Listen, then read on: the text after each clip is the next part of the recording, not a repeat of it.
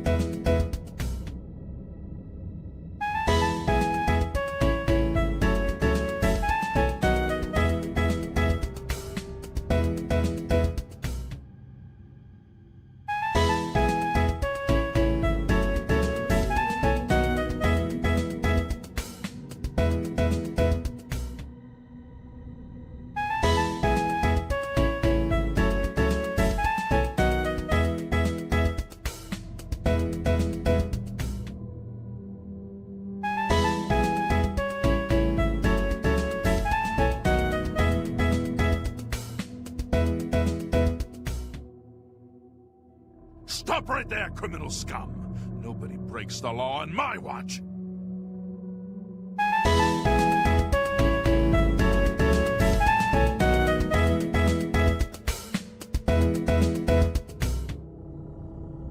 Wake wake, streamer Indig Pickle.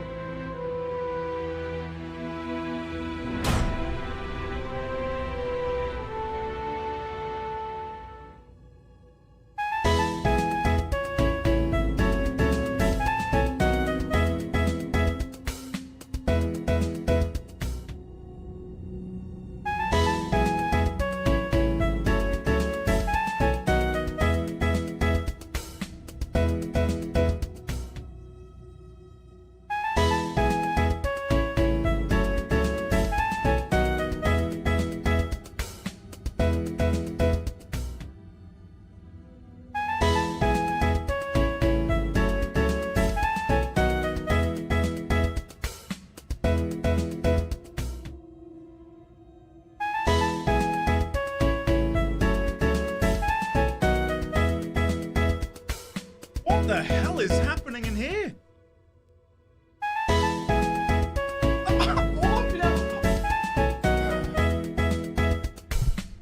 I've been able to hear from the other room is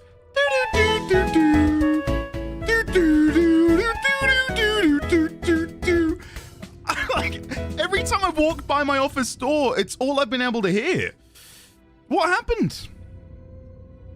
What happened? Will happened. Okay, I can see that now. Will, thank you for a lot of bits. Jesus Christ. Thank you, Will. Thank you very much for the... I'll count them in a moment. Thank you as well to Alchemist, Francesca B. Dragon, Esseek. Who else have we got in here? Make a Stay.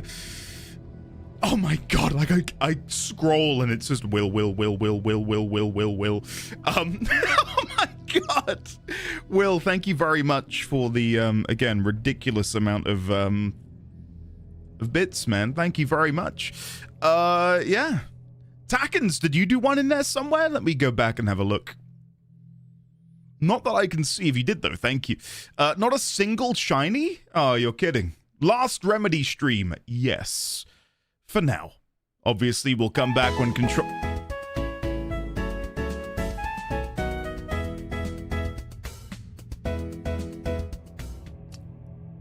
Here we go. Let's see.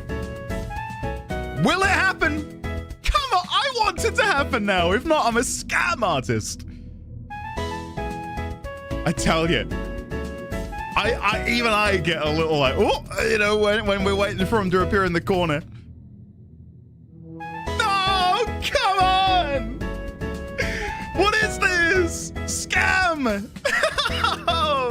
This is the one. No. Beep, boop, beep. Here it is. I'm so sorry. It's rigged. It so is, isn't it? What is this? This absolute scam. For anyone new here, you may be thinking, is Zendy running some sort of like gotcha machine? No, like the idea was never, truly never, to have people do what Will has just done. The idea was it would be like a random like, oh look, there's a shiny. That's cute. Moving on with our day. Some people take it personally and instead try to brute force the mechanism. 21. Finally, thank you, Will. I can now legally drink and gamble in Indieland. Hey! Oh, yeah. And happy anniversary, Endy. Ended pickle, ended pickle, ended pickle. Ended pickle, ended pickle, ended pickle. Thank you, Harry Oldman, for the 21 months at tier 2. Thank you, Alchemist, for the 4 spins. Here it is. No! Please do not do any more furrets. I beg you. Like, this is... I do not want to be known as a scam artist. Thank you, Alchemist. Thank you, Will. Times a million. LeChuck, the greatest lurker that ever was. LeChuck, welcome back for 27 months. It is lovely to see you today. Thank you very much for your continued support. I still to this day I remember vividly, you know, getting you to come out of lurk during Metaphor. That was fun. Will, again, I'll count how many did Will do. Maybe he doesn't want to know. Hold on. 1, 2, 3, 4, 5, 6, 7, 8, 9, 10, 11, 12, 13, 14, 15, 16, 17, 18, 19, 20, 21, 22, 23, 24, 25, 26, 27, 28, 29, 30, 31, 32, 33, 34, 35, 36, 37. If I've counted that correctly. Jesus Christ. Will, I'm so sorry. Have we really not had a single shiny furret? I'm so sorry. Oh no. Lean and Dice gifted a tier not a single one. Oh man, I'm so sorry. Where's the pity drop? I mean... 25. If yeah. My math is correct, that's a quarter of a century. Oh, it is? No, it is not. What Do I look like? A math magician. Indeed. Okay, Arthur, well done. That's I good. have returned. After an age away, I finally got some annual Hey, leave. Pit, get yourself in here. Thank you, buddy, for the 33 at tier 2. Enjoy your annual leave. Get yourself in here, buddy. Make a stay. Thank you for spinning the wheel of fate once again. Thanks, buddy. Kayata, thank you. Pit, thank you. Dynon, thank you for the gift sub to Demon. Pika Pika. Pika Pika Pika Pi. Pika Pika Pi. Pika. Pika. 50 months of Pika P. Holy poopsie. Holy poopsie. Frick fartsy. Xaviax, thank you for the 50 months of support. Dragons. Guys, I beg of you, stop. Like, it's at this point, I feel everyone that appears on the screen that isn't a shiny, I feel a stabbing pain in my chest. This might kill me. Thank you, Alchemist. Thank you, Takens. I promise you I've not disabled it. That would be cruel. I promise you it's still enabled. You should open a casino. You know that the meme of the cat reading the newspaper? I should buy a boat. We need one of those, Hiss. I should open a casino. Come on, Andy, Nat 1.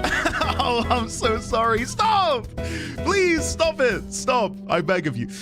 Ladies, gentlemen, and friends from beyond the binary, it is lovely to see you all today. I hope you are doing well. We are going to be wrapping up the Remedyverse today. That's the plan. Obviously, we can't continue because Control 2 isn't out yet. But when Control 2 is out, of course, we will resume our delving into the Remedyverse. But the plan today, as I understand it, is we're going to wrap up the DLC, which shouldn't take us too long. We're going to watch any extracurricular bits and pieces I may have missed.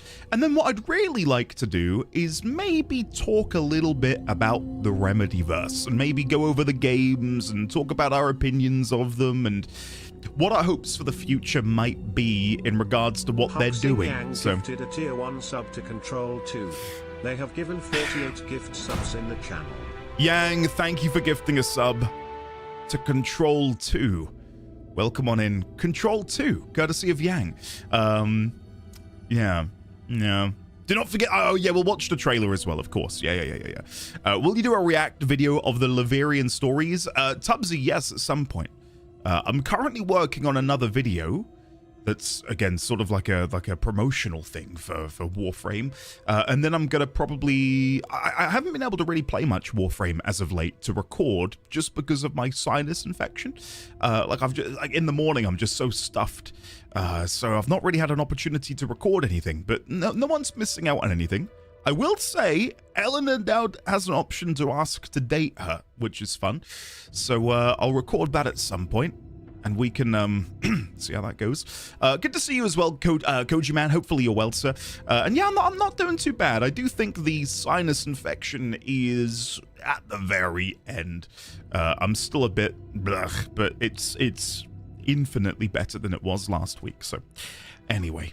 I do feel awful. Will message my lawyers and maybe they can refund you.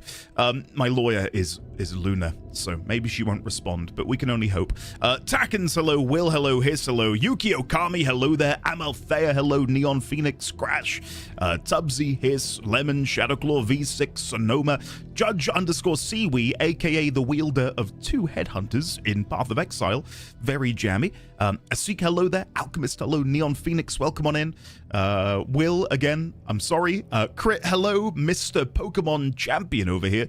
Sirenko, hello there. A little... Celebrating both the 432-day anniversary and 19-day anniversary of Envy trying to kill me. Has it really been 19 days since my attempted murder thing in Minecraft? Wow. Blue. I don't know what you're talking about. Thank you very much for the 14 months. It is a pleasure, as always, to see you, and I hope that you are doing well. There's loads of us, dude. We're moving, we're grooving, we're schmooving. Bumblebone, hello. Rymaz, hello. August Solaris, hello there. We celebrate your final descent. Yeah, I'm looking forward to talking about the game a little bit, because, obviously I've had some very... opinionated opinions about Alan Wake 2 and Quantum Break, and I kind of want to talk about them a little bit more.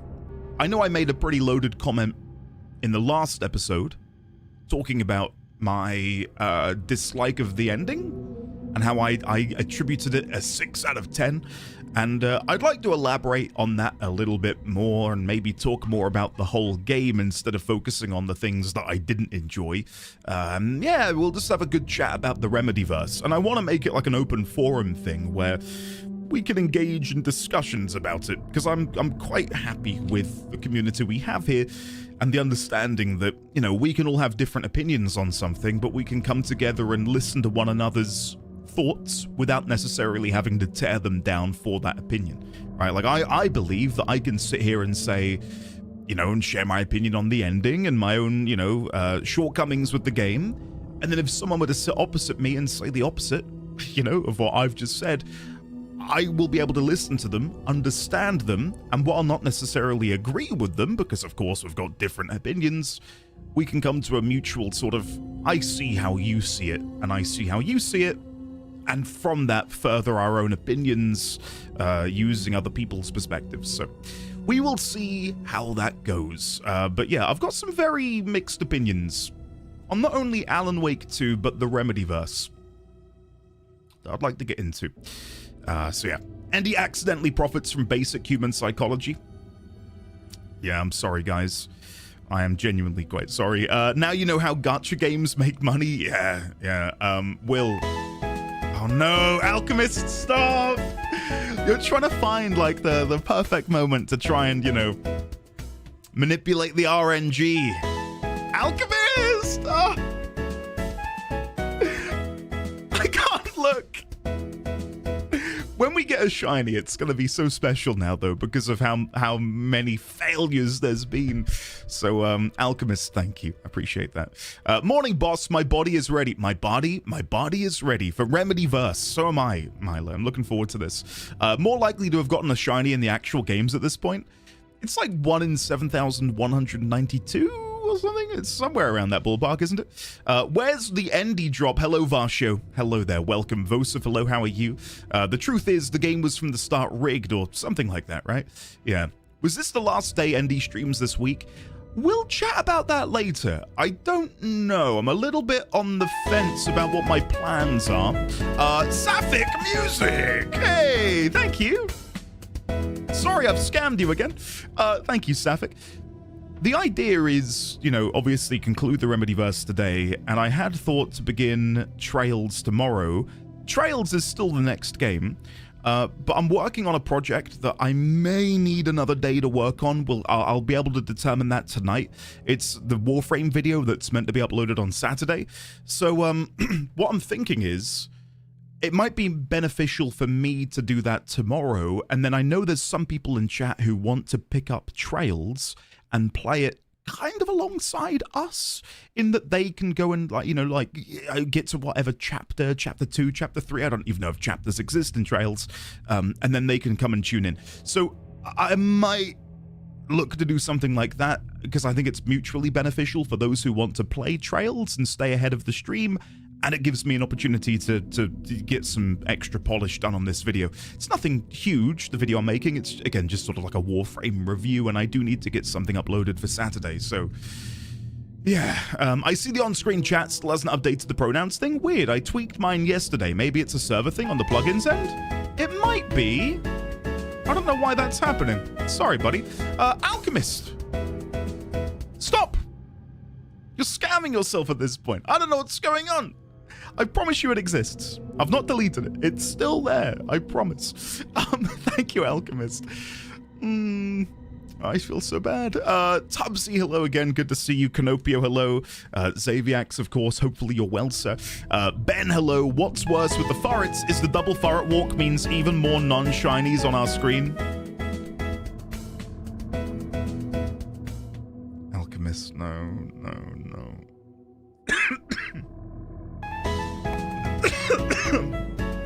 Oh. I've just inhaled my own saliva. This is the end of me. God, that's gone down the wrong hole. We're good. We're good. I'm okay. I'm just maybe dying over here from half a teaspoon of saliva going down my throat. Thank you, Alchemist. Stop. Stop. No more, please. No, this is not...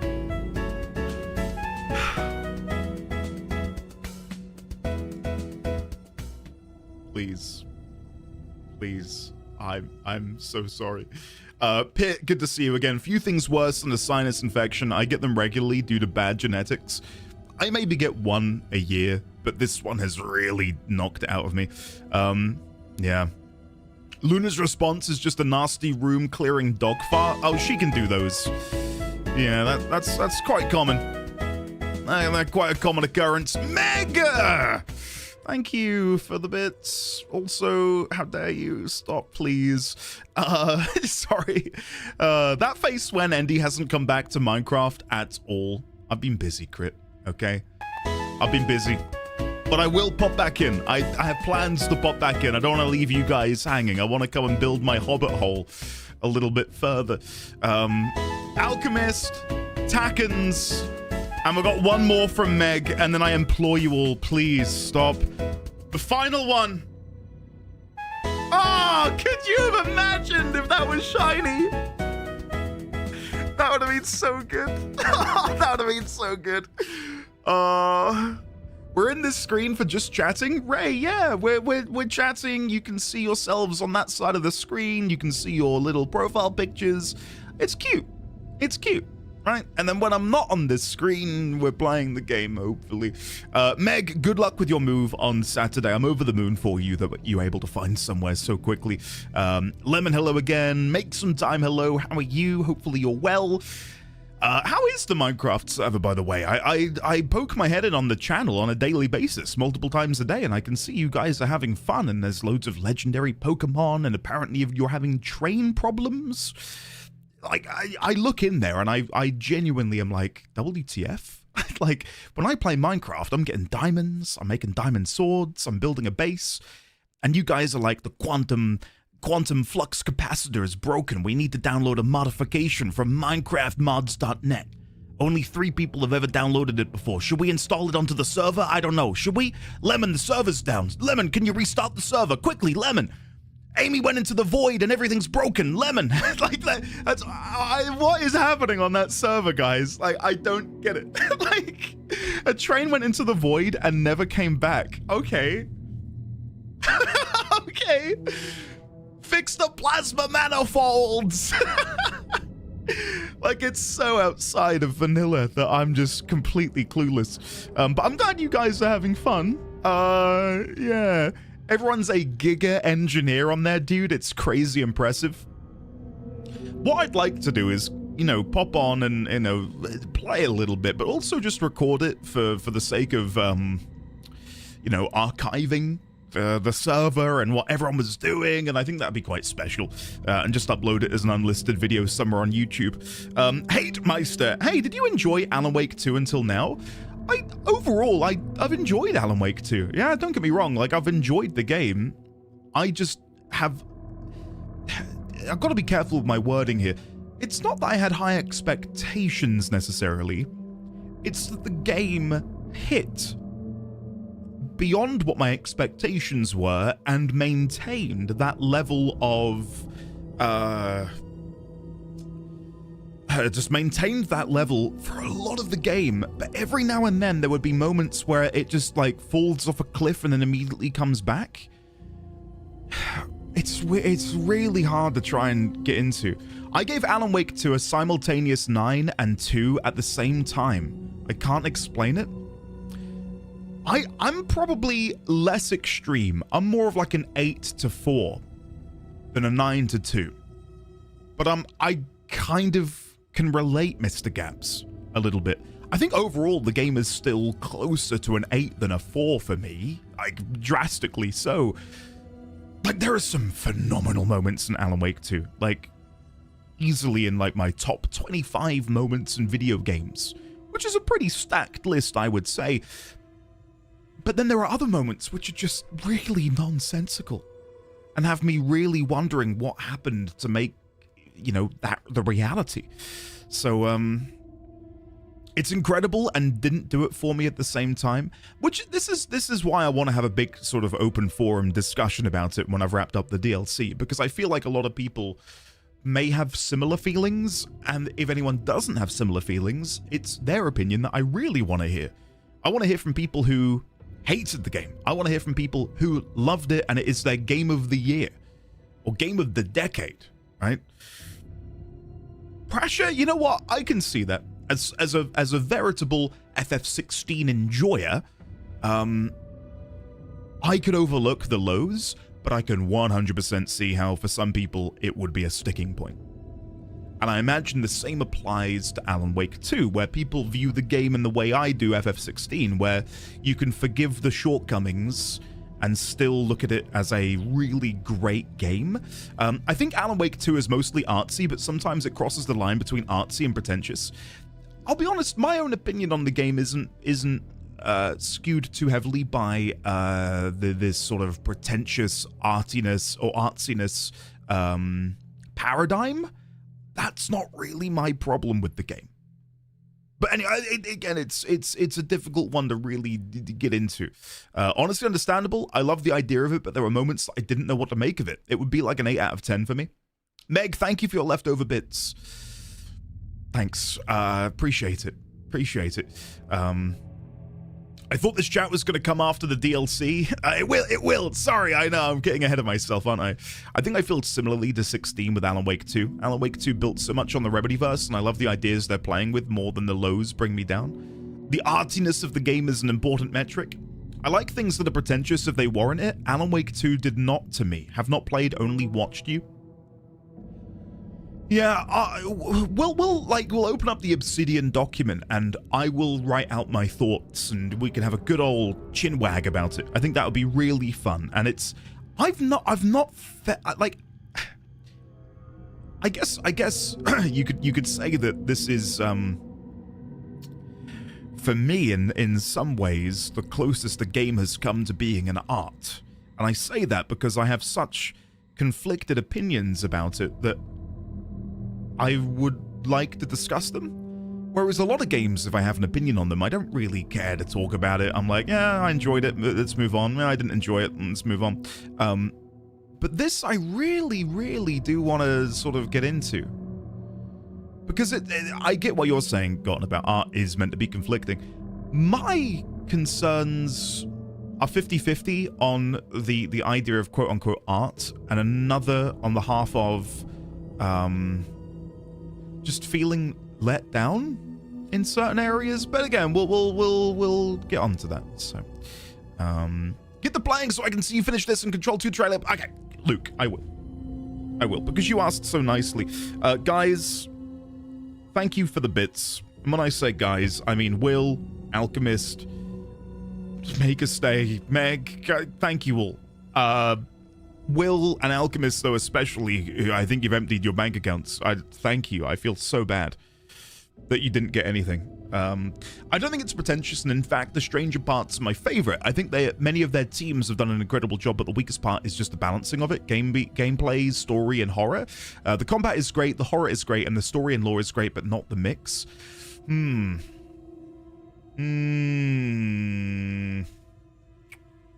I will elaborate more later when we're caught up with the DLC. But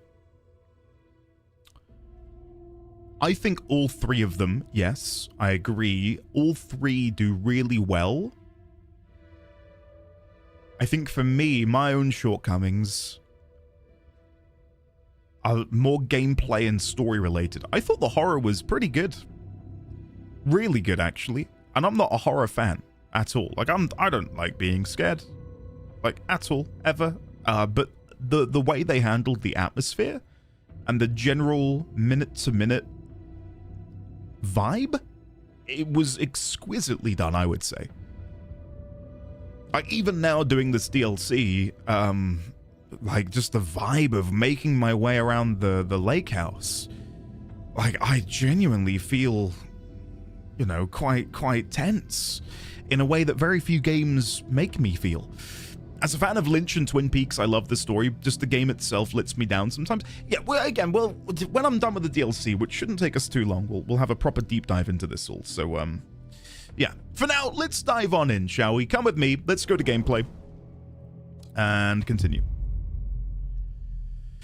Yeah, let's dive in. And again, I'm looking forward to having a chat about it, because I feel like this is the most conflicted I've seen the community here be about a game as well. Like, there will be minor discrepancies. Like, I will go, oh, that was like a 9 out of 10 game. And some people will go, I thought it was 10. Others will go as low as 7. Like, normally there's like and again, I'm using arbitrary rankings here and ratings and numbers. But hopefully you can kind of get the gist of what I'm saying. Like, if we like something, the general consensus is, yeah, we all liked it. If I didn't like something, the general consensus is from chat, oh yeah, I didn't like it as well. Like, typically, we're all in the same ballpark.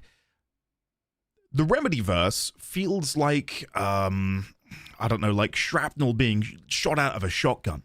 You got one piece over here, one piece over there. Someone's opinion's up here saying that's the best game ever, game of the decade. Someone's over here saying it's the most pretentious piece of shit they've ever played in their life. Someone over here is just like loving the horror. Like, it's everywhere. And I quite like that, which again is why I really want to engage in a discussion about it and see what you guys think.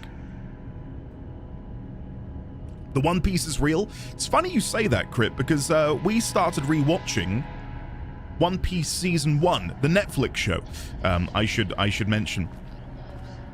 Has this reverted me from before I pulled the Switch? It has. Let me go pull the Switch. There you go. For me, the hard to follow part is what I find fun, but I get... Bloody hell. Forgot about that. Is Season 2 out? Experiment tomorrow. I can't find the details anywhere. That bastard is hiding them. All those years, he steals credit from my ideas and my work, and now he's scared of being plagiarized? Oh, that is really fucking rich, Jules. Oh, and he's reportedly misplaced the manuscript pages I need for my work. Suddenly, the exact pages that I need to reference have just vanished. He is actively impeding critical bureau research. I mean, if he can do that, then what is stopping me from going down to that lab? And I don't know, just inverting the amplifiers or misaligning the receivers or both. It's the same thing in principle.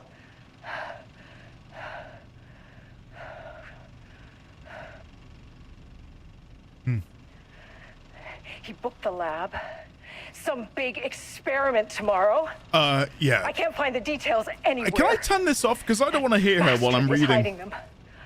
This doesn't look All like those years, he steals credit from my ideas and my work, and now he's scared of being plagiarized? Oh, that is really fucking rich, Jules. I'll turn the volume down so we don't have to hear in our ears. Dr. Casper Darling, FBC Head of Research. 2, Doctor and Dr. Marmont. Something to get you started. I couldn't stop thinking about this new direction for the Lakehouse after I got back to New York. I hope pivoting to researching Threshold, Redacted's reality manipulation effect wasn't too much of a shock for you. It seemed like your work on containment was... I can't read behind the... was stalling, so I decided you all could use a fresh start. It's the same thing in principle. Interesting that we'd have this picture here of Dr. Marmont. That is Dr. Marmont, I'm pretty sure, you can tell by the hair. With the red circle. And who's that there? On this hill, this mountainous hill.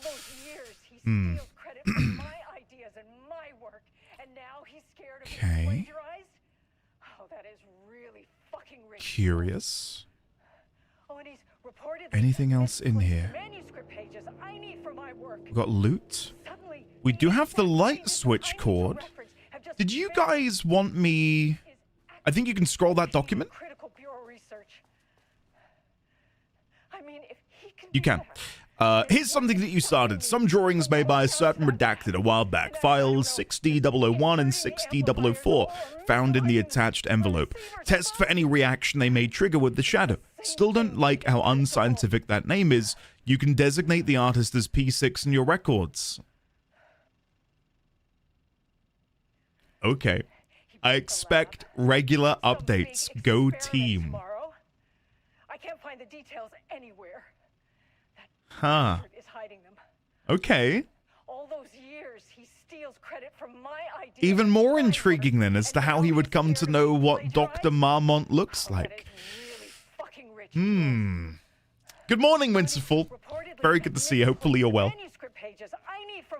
Got another picture here. We saw this in the other room. have just vanished. He is actively impeding critical bureau research. You think the red circle guy is a Riche? I really thought it was Dr. Marmont, looking at the hairline. And the ears. I'll go back and have another look. Do you think it's a Riche? Inverting the amplifiers or misaligning the receivers or both. I'm pretty sure it's Dr. Marmont. Like, look how high up the ears are. And look at the hairline. No, am I? I'm pretty sure that's Dr. Marmont. Like, look at the shape of the ear. And how large they are. What do you guys think? I'll open the floor. If I'm completely off course here, but I'm pretty sure it's him. I can't find the details anywhere. I wouldn't bet my life on it, but I'd wager it's him. I don't think it being a Riche has like really any relevance to the plot or why it would be him. Annual report threshold study. Progress in the Lakehouse's directive to understand and suppress the Cauldron Lake threshold has improved this year. Research in the areas of threshold energy detection and measurement have made great strides. See reports WY113 through WY139, allowing us to work with the investigations department in the construction of an early warning system near the shore of Cauldron Lake. Exploring the relationship between the shadow and sources of light continues to be difficult without active threshold manifestations to test against. Additional means of containment and offensive measures against the shadow have similarly been difficult to develop without an active AWE, though theoretical research continues. Research into threshold suppression techniques is ongoing, with no clear determination regarding their viability possible at this time. The team has been testing counter-frequency projection in the vicinity of Cauldron Lake per mandate V29HED, with all findings being sent to Dr. Darling as requested. In summary, 2017 has been a successful year, with further promising breakthroughs predicted for 2018. Signed, Jules and Diana Marmont. And then we've got one from 3 years later, pretty much. Pretty much. Before Dr. Darling was lost in the lockdown of the oldest house, he tasked the lake house with discovering the nature of the shadow and its ability to convert art into reality. During our diligent research into this phenomena, it has become clear that Darling was not dreaming big enough, which leads us to the new goal of the lake house and its talented staff, to create a stable connection between the Cauldron Lake threshold and our own dimension. Threshold traversal has only ever been possible inside the oldest house, and occasionally during altered world events. Though this is often an involuntary process, the shadow's known attraction to art provides us the perfect opportunity to create the world's first controlled bridge between dimensions that can be safely traversed in either direction. A laboratory will be built on sub-level 5, where experimentation related to linking with this threshold will be performed. This location will take full advantage of our proximity to Cauldron Lake. In this laboratory, we will simultaneously develop machinery that can connect with the AWE site in the lake and use art as the focal point to create the bridge.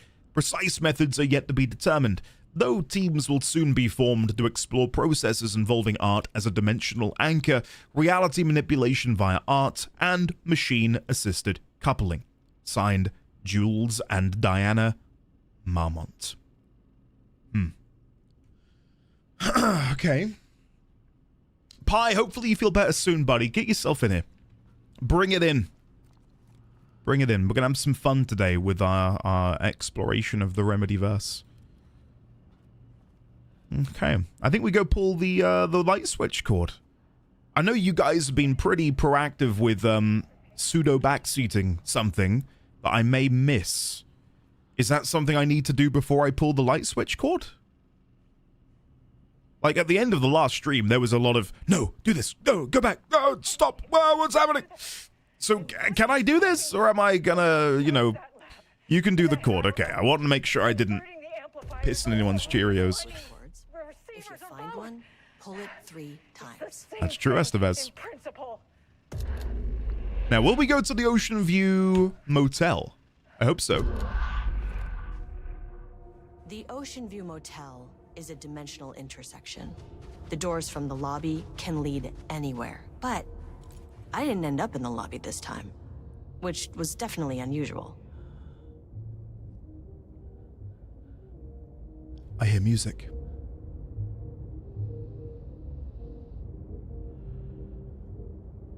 This here, this vibe, is when Remedy is at its best.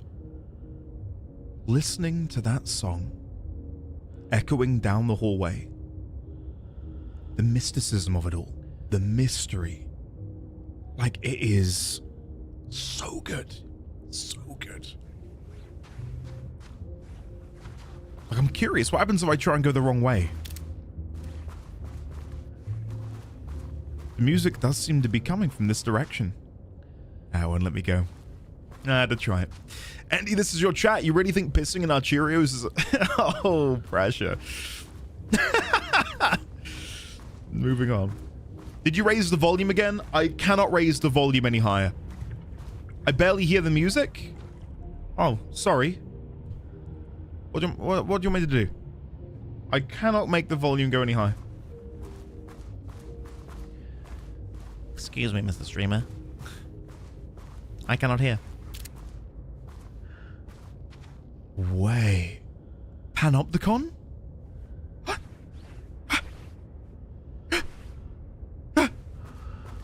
What?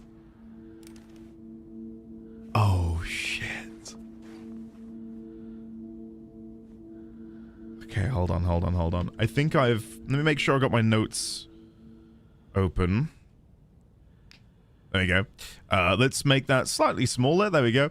Let's go back to Dreamscape Ocean View. And then I'll make a note after this. I don't know why I can't. Hello, game? There you go. The above symbol is inscribed on the open door at the end of the Lakehouse DLC. Behind it is, seemingly, the oldest house. Okay.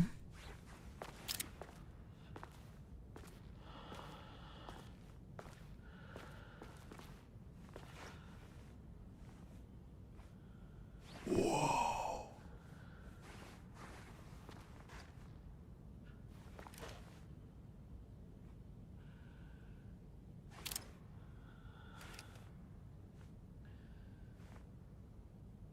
That's so strange.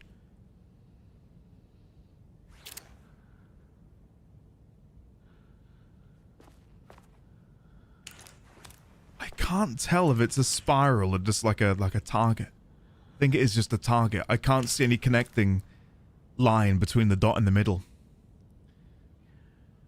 Huh. Okay. Let's get a picture. Let's get a picture. Isn't that strange? Okay. Now, we've never seen a picture like this when we were exploring the oldest house. So if we come down here, Alan Wake 2 DLC, the lake house. Scroll down. We see this composite image of Zachariah and Jesse. A circular pattern acting as a mask between the two images.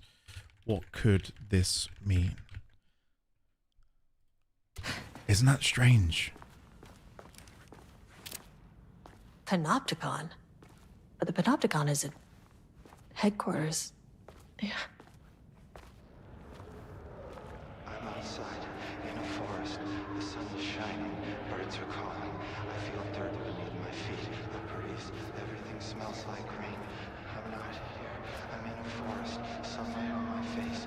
Birds are flying past, leaves rustle in the wind. In a forest, not here.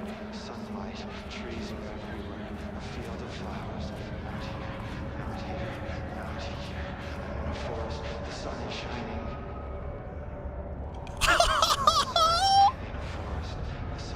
Oh, come on!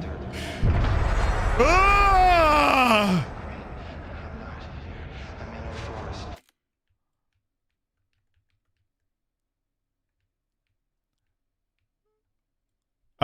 Where did it hide in a face?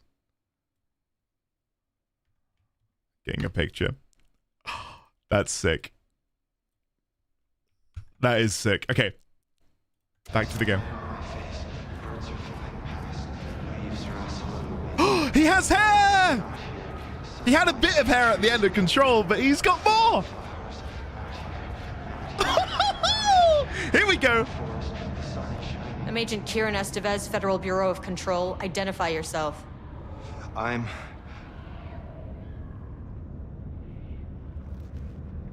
It's quiet. Who are you? It's been a long time since I've seen anyone. Why are you in a cell? This is an FBC containment unit. Why is the Bureau detaining you? I'm where I belong. Everyone I meet here is either a painting or a paracriminal. Are we in the Panopticon? There's a sign over there for the Panopticon. The Panopticon's only in New York, in HQ. Is this the oldest house? I think that's where I am. So you are inside the oldest house. Is anyone else alive? I can't. It's a waste of time. Well, we know that the oldest house shifts, and I believe it was explicitly stated that certain wings can go missing. Like, they can be completely disconnected from the rest of the building. I can't give you a direct quote and point you to where that was mentioned, but I'm pretty sure that that's canon. So I wonder if the Panopticon is now floating outside of you know, the typical realm where you'd find the oldest house. What happened to HQ? Hey, this is important. FBC headquarters went dark 4 years ago. What exactly happened in there? We were attacked.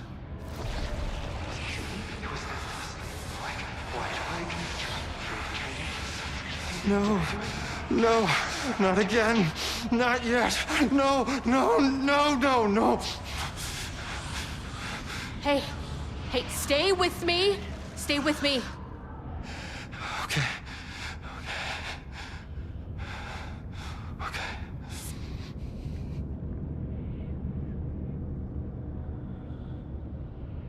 Attacked by what? What attacked the oldest house? I need to know. Something's changing. Outside. I love Can that you noise. feel it? I can hear it. It's getting worse. You can't stay, can you? Hold on. For one, I need to know if I can.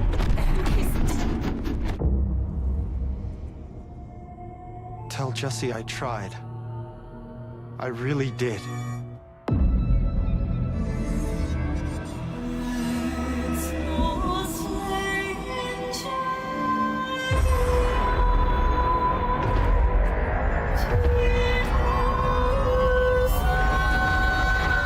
Is that really the oldest house?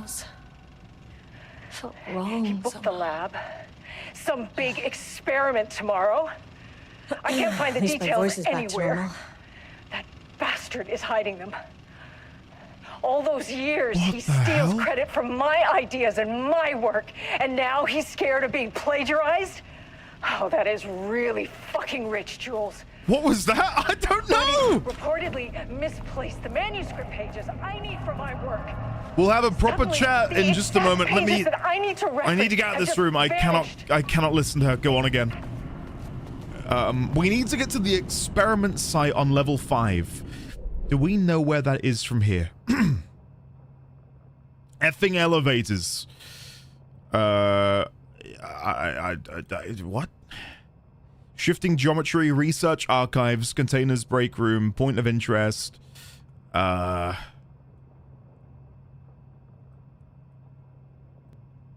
I need to get to the experiment site on sub-level 5.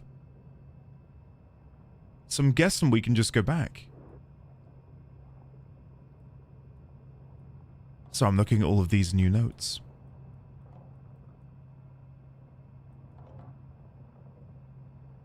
Okay.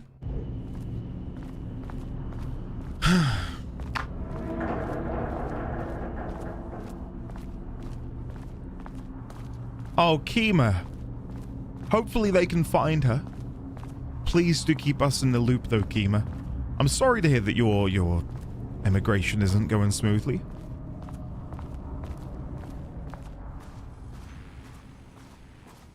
Yeah, so P6, who we just saw, is Dylan Feden. He is the brother of Jesse Feden, who is the current director of the Federal Bureau of Control.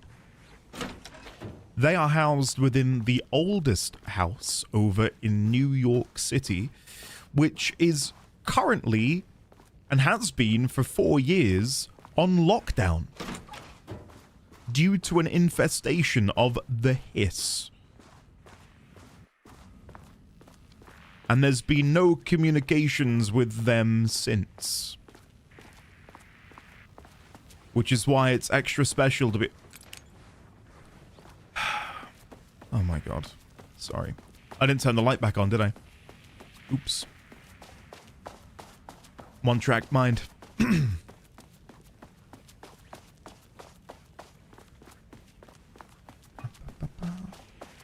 Oh, good. Oh, Kima, thank goodness. Well, think of it as an extra trial and tribulation before you can relax. It's gonna make it feel all the sweeter when you're finally settled in, knowing that all of this is behind you. There we go. Now let me head back. Try this again.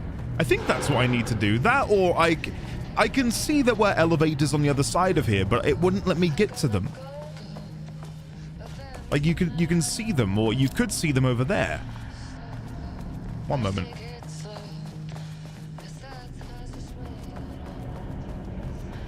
I'm now debating with myself if I'm making a complete faux pas, because again, you can see on the other side of the room the elevator, but I couldn't get over there. The game made me turn around. Maybe it's because I hadn't pulled the light switch cord before? Oh god. Yeah, it's because I hadn't pulled the light switch cord. These things happen. Right. Let's go. I did miss something on floor 2. I got 2 doors I can open with the key card. I can go and check it out. I'm assuming it must be good then. I was kind of happy to leave it be because I just assumed it was going to be ammunition. Sublevel 2. I know exactly where the doors are. There should be 4, depending on how it's mirrored. Oh god. Stop. So there should be one over here, I believe. Spoiler chat asked if they could poke you to this. Oh yeah, of course, yeah. I will say I knew this was here, but it's okay.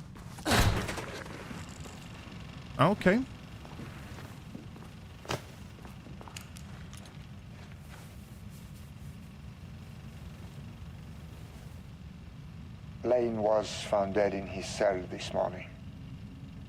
There it is. It's an unfortunate setback.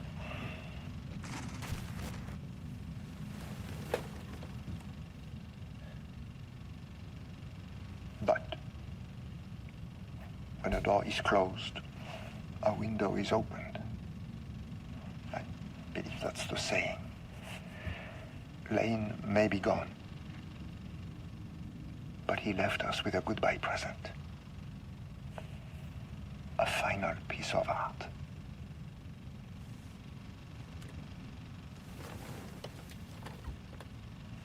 This piece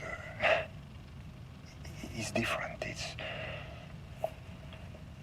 raw emotion, pure truth. He put everything he had into this one. Literally. Every reading we take is off the charts. This is what we have been waiting for. It is the key.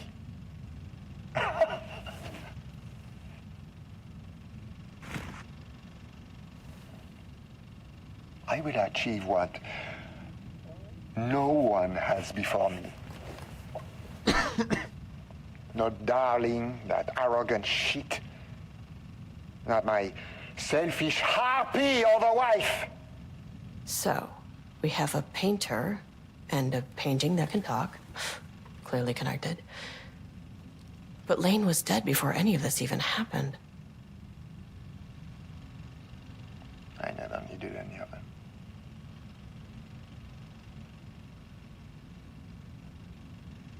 The fools will finally see me for the genius I am.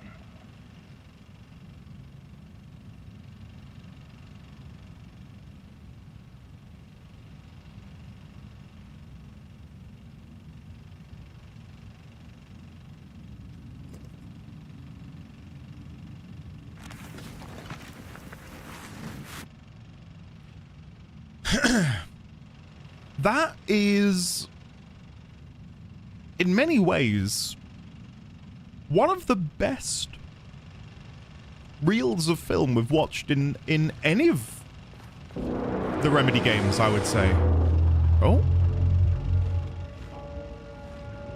Hello? What have I done? Hello? Who have I pissed off? Ah! Jesus Christ! Where the hell did he come from?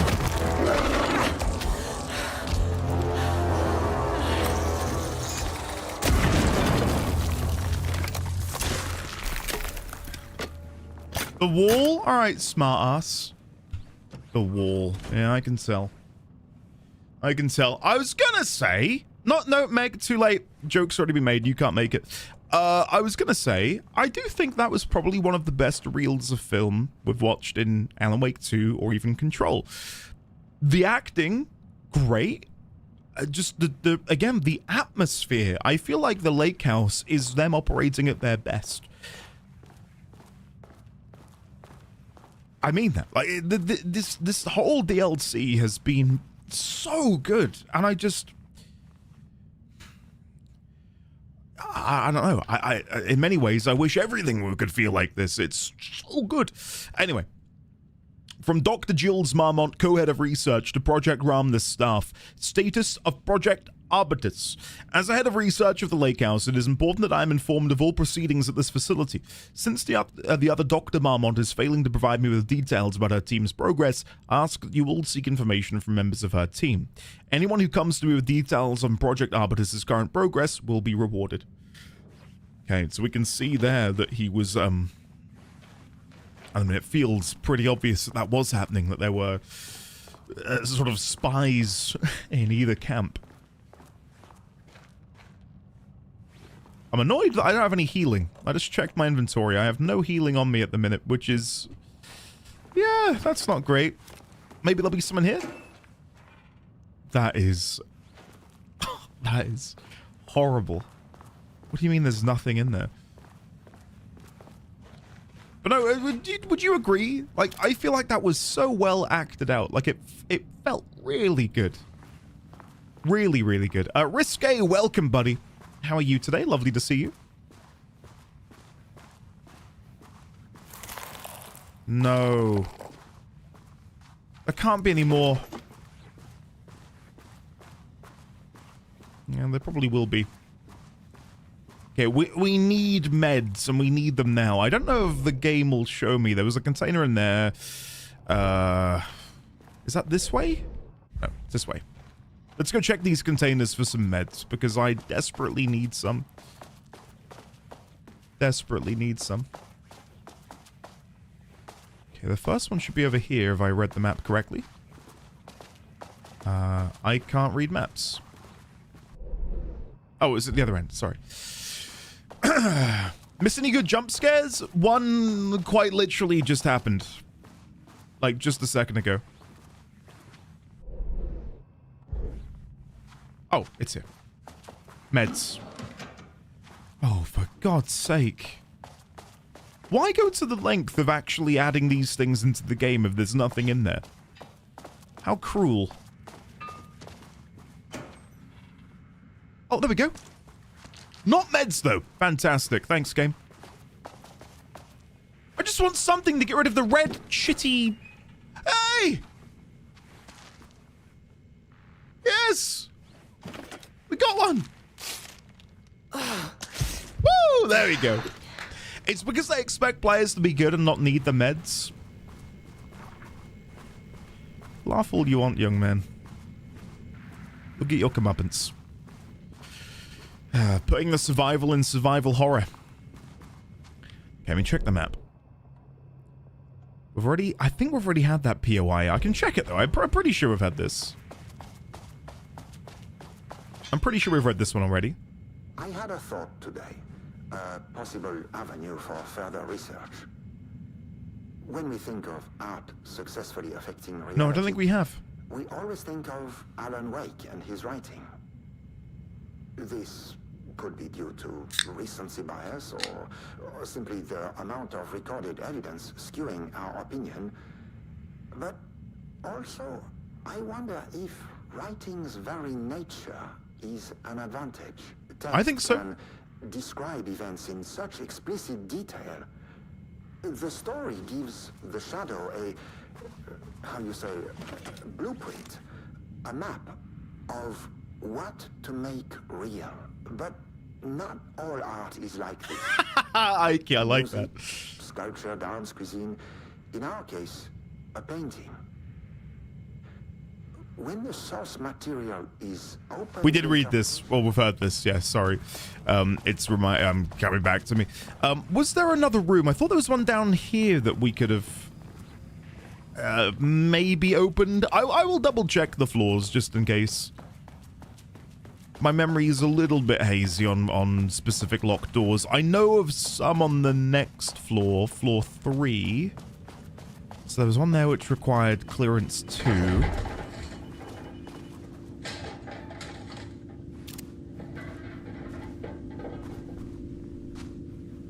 WTF BBQ? ROFL MAO? The hell was that?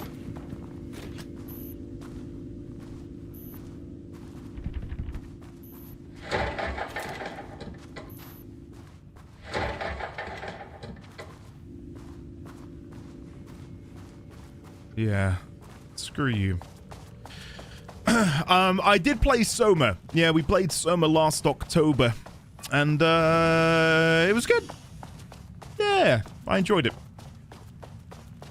Now, I want to let you guys know how pervasive the VOD issue is. I saw my dad yesterday. I needed help clearing some stuff up in our... Oh, look at this. What's happened here? I needed some help clearing out our garage, and he said to me, when are you going to upload your bloody VODs? I said, not you two. This is meant to be my safe space. He went, well, people keep asking for them. When are you going to upload them? I said, I'm working on it. And bless him, he said, well, you know, I can help. I can always render them for you. And he was very sweet. Very sweet. I said, well, it's a little bit more involved than that, but we can look into it. So might get some help from Dad D20. But it just out of nowhere, like I'd made him a coffee, we were chatting, and then his face just went like all stern suddenly. I thought, oh God, what's happened? Yeah. Just there to pick on me about my VODs. Continue from the story on page... Okay. Initial review, Booker's writing. The first piece of content produced by the subject is severely disappointing. It is not remotely similar in content to the wake pages we provided as reference. Why is it so focused on my marriage? Why is... Okay, we've read this. We've read Finally, someone who isn't a painting. Acquisition team is hereby approved to acquire additional research subjects. Both subjects brought to the lakehouse for study. Tamitha Booker, her work is more commercially successful, thus more likely to yield results based on proven cases. And Edward Booker, less successful than Tamitha, but theater is more widely recognized as art than true crime novels. Ignored? What have I done? Eyesight?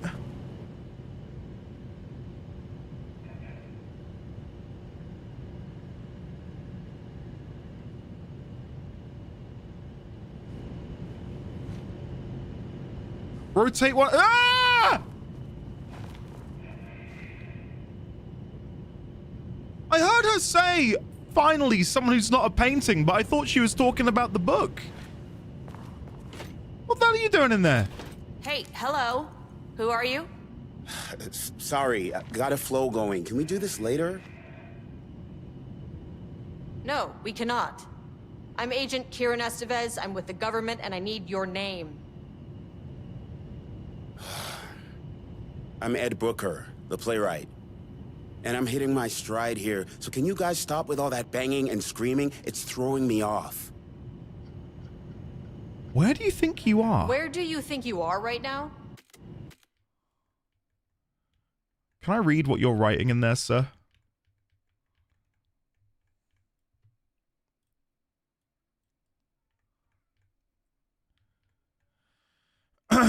Rudolph swung his flashlight around the lab. Nothing. Jules eyed the darkness nervously. We should get out of here. No, Rudolph said with anger. We have to fix the mess you and your sick experiments created. Don't you want to save your wife? When Jules didn't immediately answer, Rudolph shook his head and pressed on. The dark swallowed him up, not wanting to be left on his own. Jules followed. They continued deeper into the unnatural depths of the lakehouse. In one room, they passed by glowing containment tubes. Shapes floated in the green water. Human shapes. What are these? Rudolph whispered. Jules grimaced. Failures. Clones of artists. We needed them. Just like we needed you. Rudolph felt sick. You're a monster! Shh! Jules peered around the chamber frantically. Be quiet! There is an actual monster in here. Just then, a screech. The creature slithered into view, gliding down the corridor toward them with its mouth open. Hungry. Jules screamed. Rudolph moved in front of the cowering government scientist. He drew his paintbrush, holding it out in defiance. Come on! Shh. Oh no, this is literally a repeat of what was on the other page. What t-shirt are you wearing? What is that t-shirt? Is that so, that looks familiar, but I can't place it.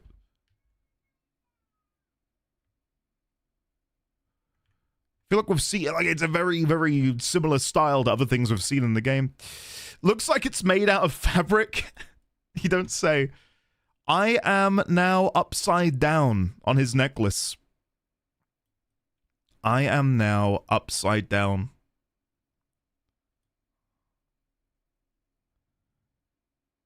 Do you reckon we're the first people to ever read that? Ever? There's a high likelihood. What else have we got in here? Nice toilet. Camera watching his every waking moment. Another camera here. At least the first 10. I mean, the designer probably knew it was there. Okay, well, I mean, people who have played the game. Come on. He looks sick, though. Like, honestly, you gotta admit, like, it's incredible. Like, look at him. He looks sick. I cannot get over the fact that it's a game.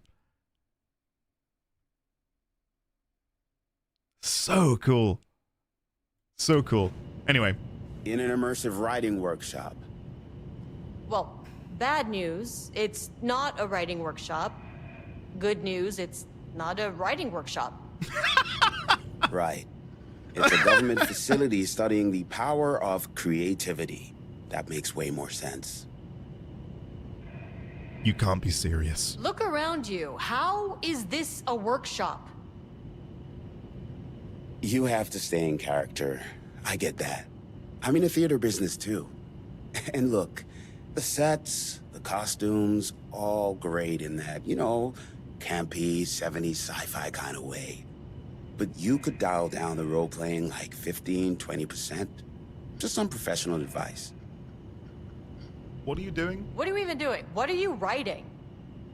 Well, after you all abducted me in the woods, I've been working on this manuscript you gave me because you need it for some experiment or something. I kind of forget the premise. But, you know, I've had this block lately, and filling in the gaps of this story has really loosened me up.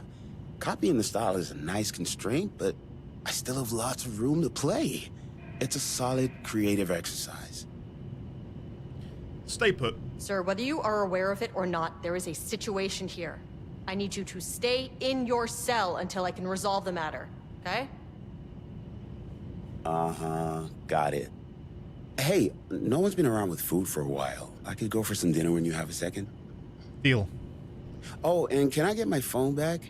I want to call my wife. I don't know how Tammy found you guys, but she killed it. 5 stars all around. Yeah, I'll get right on that. So, I wonder if we can find... Monsters represent capitalism, which means the flashlight is the power of the artist. Sheer creativity tearing through the shadowy cloak of corporate cookie-cutter bullshit. Killer metaphor. Killer metaphor. Hell yeah. Airborne, welcome, sir. How are you, man? Huh. Guys, I love photo mode. Like, you can't lie. Isn't this fun that you can do this and like, I just love it. It's so good. More of that, please. So if he was there, then that would have meant that Tamitha would have been over here, but what happened here? Obviously she's no bueno. Jules Marmont looked at the painting. He didn't understand it. Saw only random whirls of color. Drugging Lane made him more compliant, but his work had turned abstract. Jules needed more art his team could parse, could test, trial and error.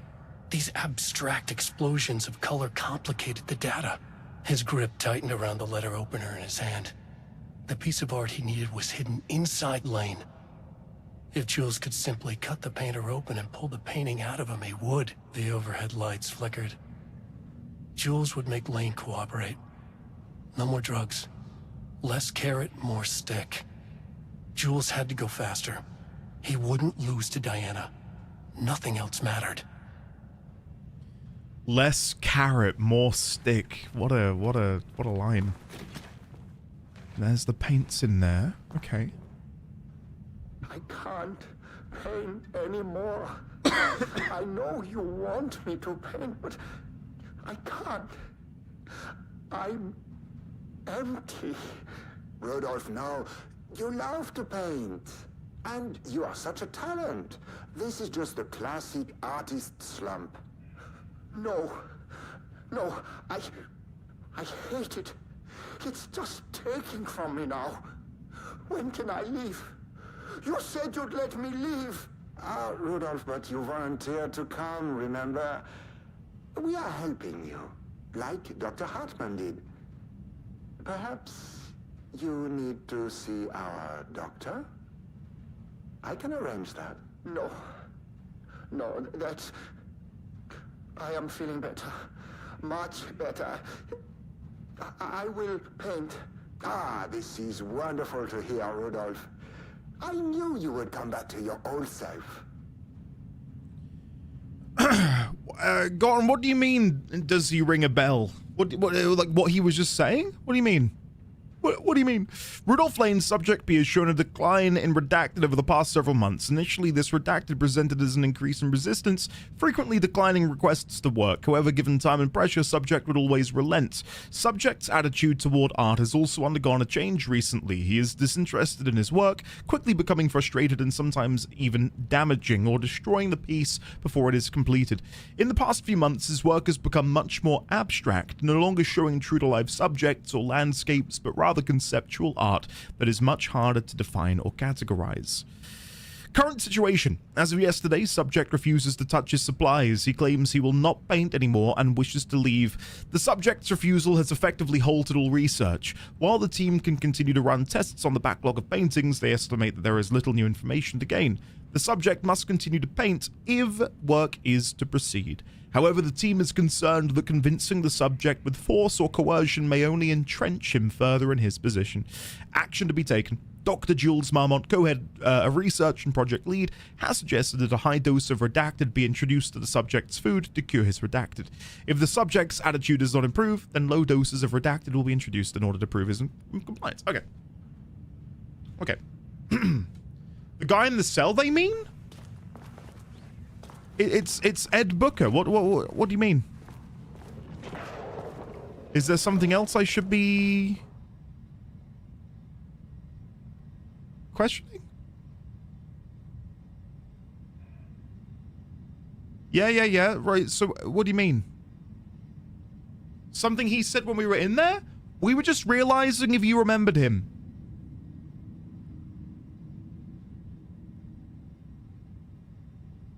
Okay. Should I have explicitly stated that I remembered him upon seeing him? Oh my goodness, this is Ed Booker, the guy at the beginning of the game who we then investigated further when we were over at the Oh Dear Diner. Is that better? Would you like me to do that from now on? Work order.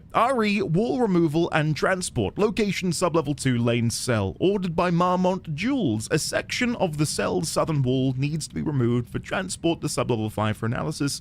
Urgency high. Tools required. It is not my job to know which tools you use to cut concrete walls. It is your job. Okay, so we sort of know about that already. Mr. D20, please verbalize every thought. I'm currently thinking about what I'm going to have for dinner. Is that better? Andy really is sick of Gotten today? No, I'm not. I'm not. Darkness, trying to control the uncontrollable. It speaks to climate change, oppression, the disenfranchisement of immigrant minority populations. Lots of heavy themes in a dark sci-fi wrapper. Love it. Yeah, I only get snappy because, God, it's probably my biggest pet peeve in any story-driven game. The amount of times during FF14, people would be, like, pseudo-backseating, like, he doesn't remember. And I'd be like, I do remember. Do you want me to go through their dialogue bit by bit for you so you can tell that I remember what we're doing here? I don't know. I just wish people had more faith and confidence, you know? Occasionally, yeah, I do forget things, but... I mean, it's Ed Booker. What do... Oh my god! Do you want more of a reaction? Oh my god! It's Ed! No way! How did he get here? That's crazy! Whoa! 1, 2, 3, 4, 5, 6. Holy shit! Holy shit! Holy shit! Jules sent out a memo asking for us to spy on his wife's project. Remember when we just made fun of his stupid project names and science factoids simpler times? He really did that? Diana is going to slit his throat if she finds out. Those two are such a hot mess. I got drinks with Perry last night and he told me Jules is withholding wake pages from Diana's team. He told her they went missing. Crazy shit. Is there anything down here? Sensitivity reminder. Oh, about the nut allergy. Yeah, okay. React harder, streamer. No, again... It happened during Warframe as well, where people be like, he doesn't remember who this is, and it's like, I do. How do I prove to you that I know what's happening? You know?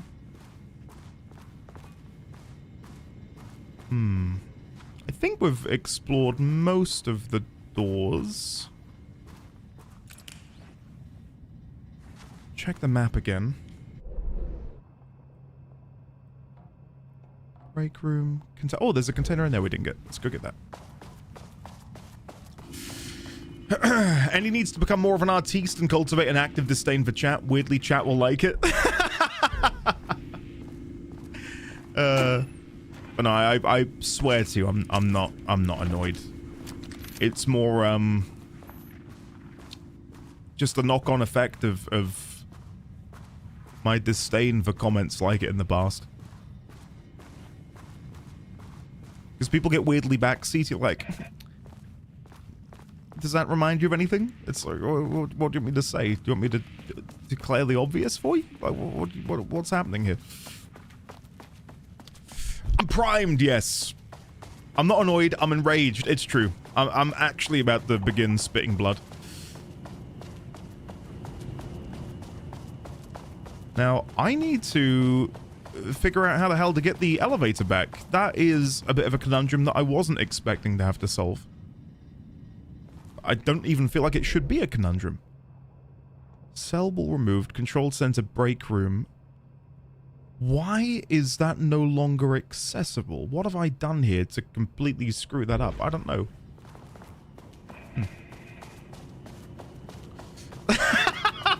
Sign, well done. Well done. Okay, let's go to... actually, wait, was there a room...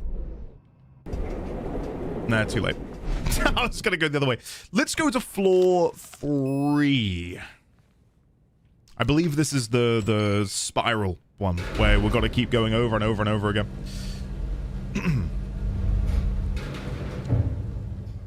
Every new character appears, you have to scream new character, old character. I know, God, I know what you're getting at. And again, you will find it's just in the... on a macro... Come on. Really? You gonna do me like that, game?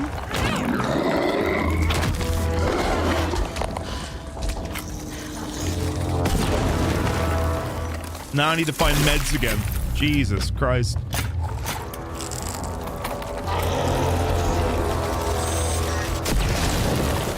Well, hopefully no more appear, because I'm kind of screwed now. I'm out of ammo. Yeah. We all love someone that's dedicated to choking us. What? What the hell did I just read? I need containers. I need meds. There should be one here, according to the map. Don't you start. Is it in here? Where is it?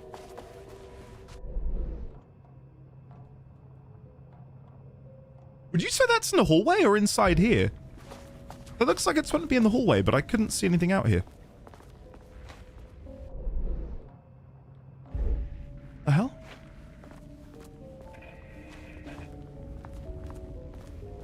Am I having a moment? What? Where is that container? This one right here. It shows... It looks like it's more in the hallway than inside the room, but there's...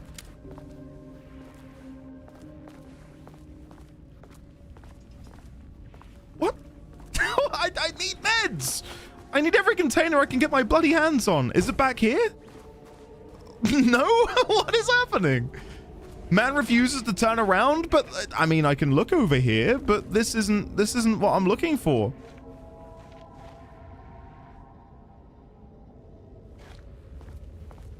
Am I don't know. Anything in here? Nothing in here. There should be some containers out here to the left. What is happening there? Like, it shows there's a container there that's openable. But there isn't. I'm guessing this is, like, it's... a limitation of having one map for multiple loops of the same area. So maybe in when we loop around once, there'll be a container there and a container here. Is my guess. Ah, and there are meds. Thank God. Okay. Let's go save. Does it heal me if I stand in the light? Let's see. Nope. Doesn't heal you if you stand in the light. That would have been great, though. That would have saved me a lot of pain. Why are the paint golems there again? Luke's got it covered. There was a scene that we read about where Rudolph Lane essentially just splattered himself up against a wall. And that seems to have been the catalyst for what has now happened with his paintings. They have become these vitriolic, hate-filled monsters. An echo of how he likely felt in the wake of what happened here under, click that, there we go. Under the examination of the FBC. Okay, this is new. Water dripped from the ceiling as Diana stared at the folders stacked on her workstation. In the Each one wake! was a branch of research. Genius. Drip. Some were thin, some thick. They represented years of her life, her work, dissecting the act of creation and examining the bloody pieces. Bringing in live subjects had been her idea. Drip. Bureau leadership denied their request. But after HQ went into lockdown, she took advantage of the chaos and got her artists. Jules had whined about the optics. Diana ignored him. Now in her office below the waterline of Cauldron Lake, she considered how to proceed. Jules was convinced the page they had found would come true. It promised disaster. A situation out of control. Impossible. Diana was always in control. Drip. Drip. She needed answers. She needed to quantify, to define, to control. See, at the beginning, I couldn't tell whether or not the animosity which had brewed between the two of them was born of a marital dispute, just like how they were as people. But obviously, the further and deeper we've gotten into the story, it appears that they are in some way being affected by Cauldron Lake, their close proximity to the threshold, and that has, in and of itself, amplified their darkest emotions. And we know that these dark emotions and dark feelings are better. That was, I believe, from Alan Wake 1. The darker, the better, Alan said, in regards to how he could control reality via Cauldron Lake, right? So, them having what probably would have been, you know, I would say a healthy level of workplace rivalry was amplified into this genuine hatred of one another. Hatred is maybe a stretch too far, but this genuine dislike of one another and wanting them to succeed over the other. He must have gotten Rudolph Lane painting again. His bullshit pedestrian methodology cannot produce results before mine. I have to go faster, no matter the cost. We're still behind our projections. The more the machines can produce, the closer we can calibrate them to Wake's style. But proper calibration takes a lot of raw material, and production is slow. No. We're changing directions. The hypothesis remains unchanged. Imitating Wake's writing style will allow us to generate art capable of linking with the threshold. They are, yeah. Our live subject should I think someone described it as Iron Wake, but spelt like Alan, calibrated, just like which I appreciate. It's good. have to push the right buttons.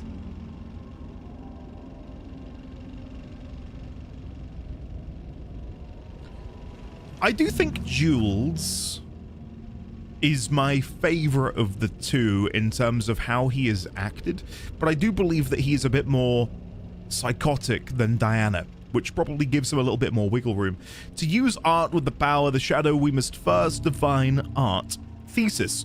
Does a critic define what is art? Where do we find critics? Kidnap, lure in critics? Or the audience? Are we the audience? Must we like the art? What is the role of an artist? Who is an artist? If you believe you are an artist, are you one? Do you need to be good? Does quality matter? Define an artist. A drug-using bum. Often wears a turtleneck and drinks red wine. Left-wing political views. Danger if left-wing politics made real by the shadow. Any right-wing artists? Not for abstract art or poems. I mean, these are questions I... not to that extreme level, but when I took up photography, videography, a lot of my time was spent actually figuring out what qualified as art, and is there like a sort of guidepost that you need to hit in order to be qualified as both an artist and for your work to be considered art. Okay, let's go back.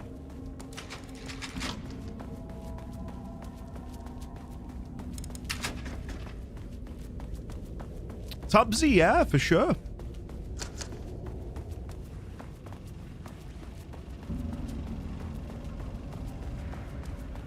Like, when I did photography, my photography teacher showed me, like, I really wish I could remember who made it, but it was a photo of this, like, painted red square. And it was hung up at the Tate in London. And I said to him, I don't view that as a piece of art. And I was young and I laid into it. I said, this feels really low effort. It's a red square. Like, in what world could this be defined as a piece of art worthy of being hung up in such a prestigious location? And even now, I've got very conflicted opinions about, you know, stuff like that. And, you know, one example is the banana taped to the wall, but they replace the banana like every other day in order to make sure it looks the same. Is that art? I think if I were to do it on the wall of my office, no.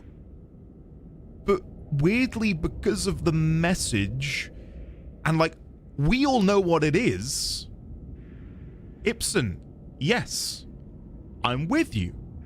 Like, if I were to do it, like if I went into my living room and taped a banana to a wall, no. But the optics of it, and it carrying this not message, but like it's so pervasive in our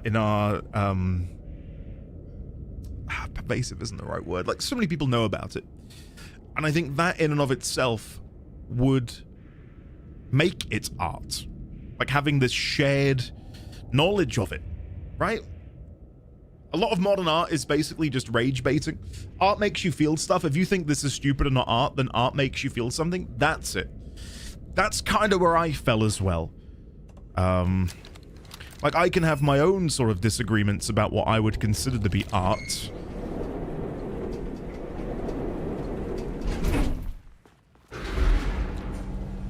But it is, yeah, way more layered than it maybe seems.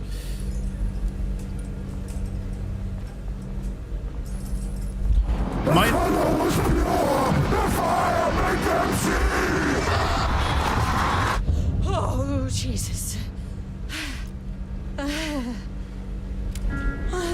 2, 3, 4. Sublevel 5. And there she is, counting to 6 again. Just like the singer did. Now, the problem is, I don't have any more Black Rock ammunition, so if any painted creatures attack me, I'm done. It is over for me. Holy shit. The Marmonts had opened the door into Cauldron Lake's threshold. It was forced. It was unstable. Shutting the experiment down was the only option.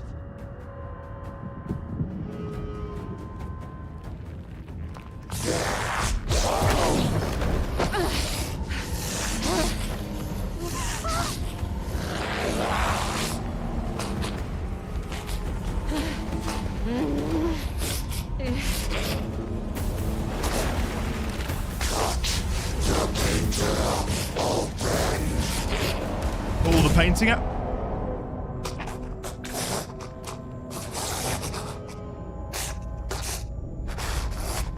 Did Diana get the fight?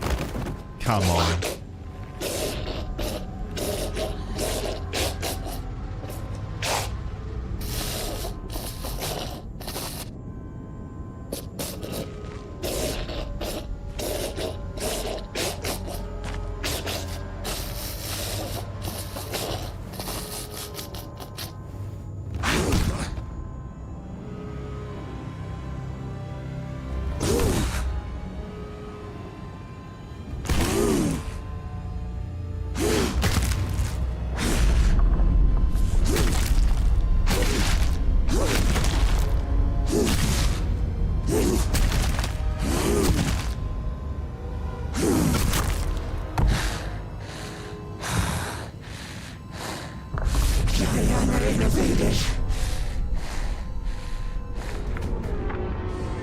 Typical fucking morons. How hard is it going to be to kill her, I wonder?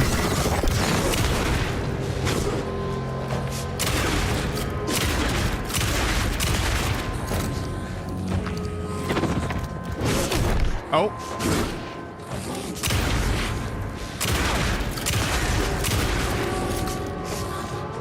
Quite difficult if I keep messing up.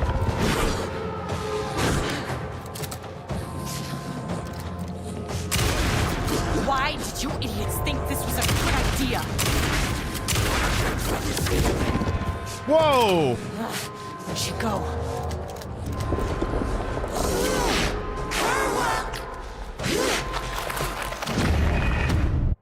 Oh. I guess I shoot it out of the air? Or can I blast it? I don't know. I had very low health, but it was kind of difficult to figure out what to do without dying, obviously.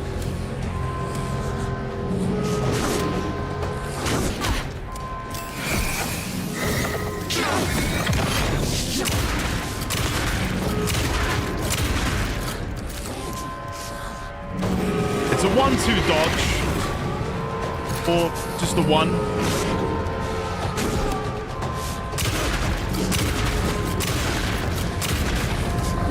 About to fracture. Okay, so when she jumps up there, I'm not sure what my next move is meant to be. If I'm meant to shoot this?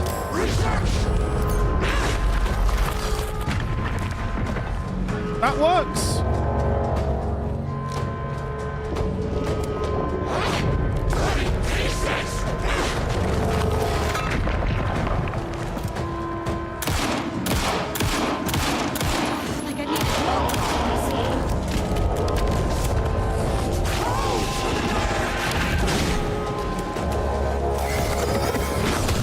Oh, shit. And there's a painted boy.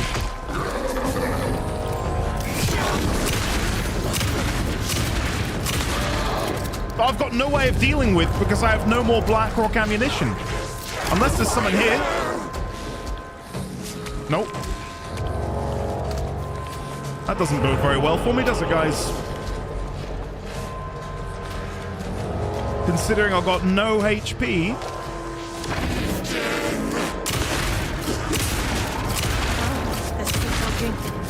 Why did you idiots think this was a good idea?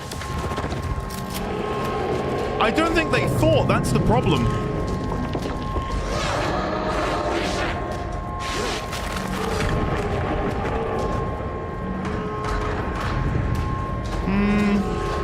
I don't really know what I'm meant to do. I think I'm just gonna die.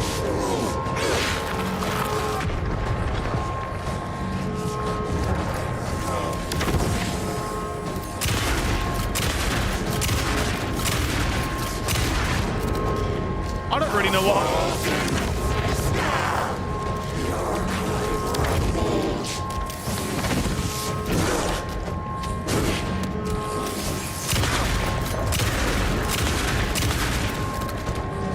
just...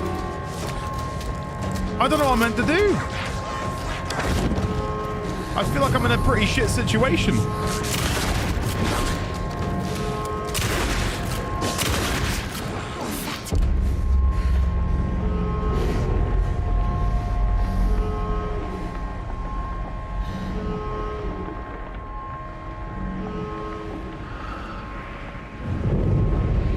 Okay. No blood! The pain! You're angry, I get it. I know what the Marmonts did to you, to Rudolph Lane. I will do whatever I can to make sure this kind of thing doesn't happen again. The putrid weight he could never wash away! The threshold is tearing itself apart. I need to shut this down. The Marmonts are dead. The Marmonts are dead. I don't know if that's any sort of consolation, but it's done.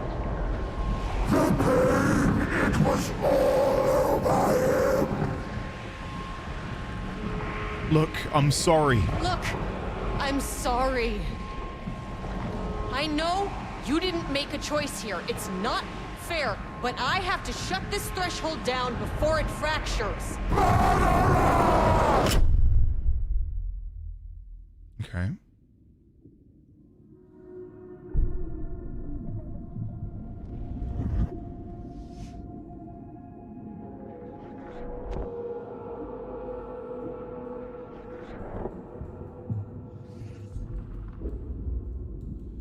I wondered if we'd get to see bandaged Rudolph in here.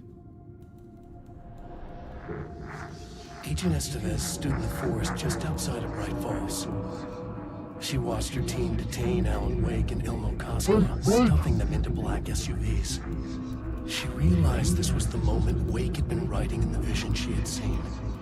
The story was coming true. She pushed the thought out of her head.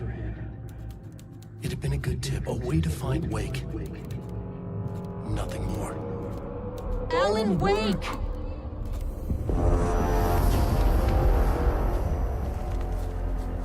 After the Threshold event collapsed, I was back at Cauldron Lake. But for a moment, I was somewhere else.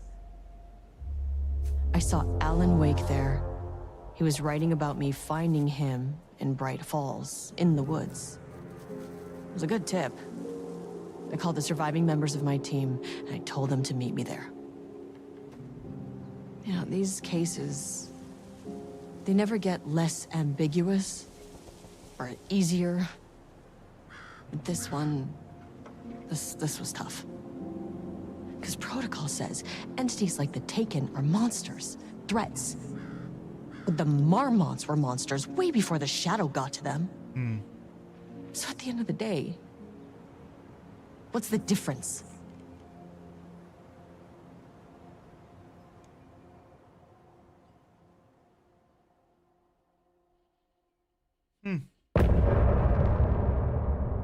Music?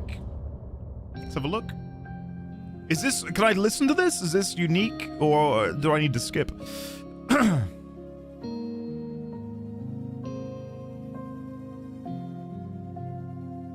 This is new. Okay.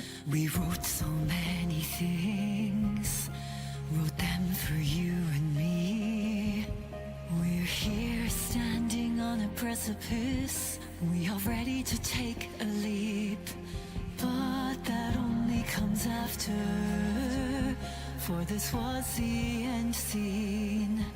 This was the end of an era. This was the sum of my body of work.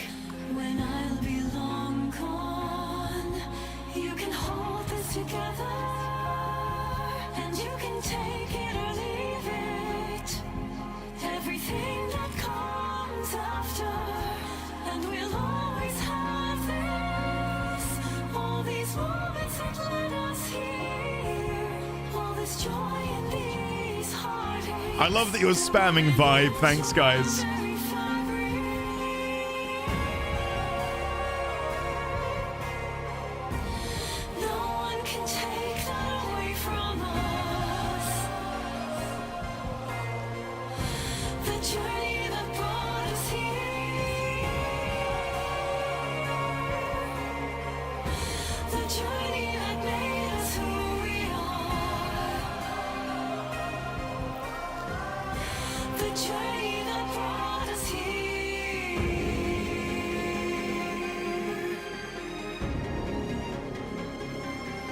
I think the lyrics are meant to be ever so slightly obtuse, Aviax. Like, I think they're meant to be more overt.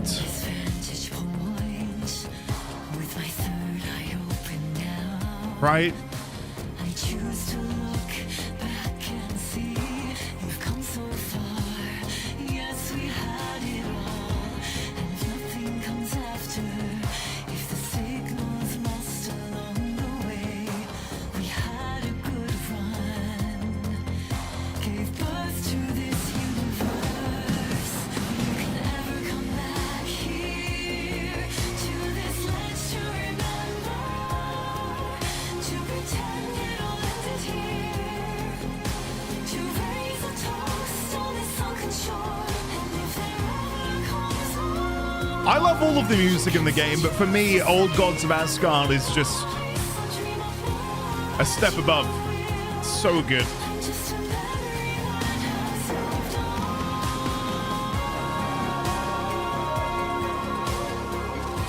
And no one can take that away from us. The journey that brought us here.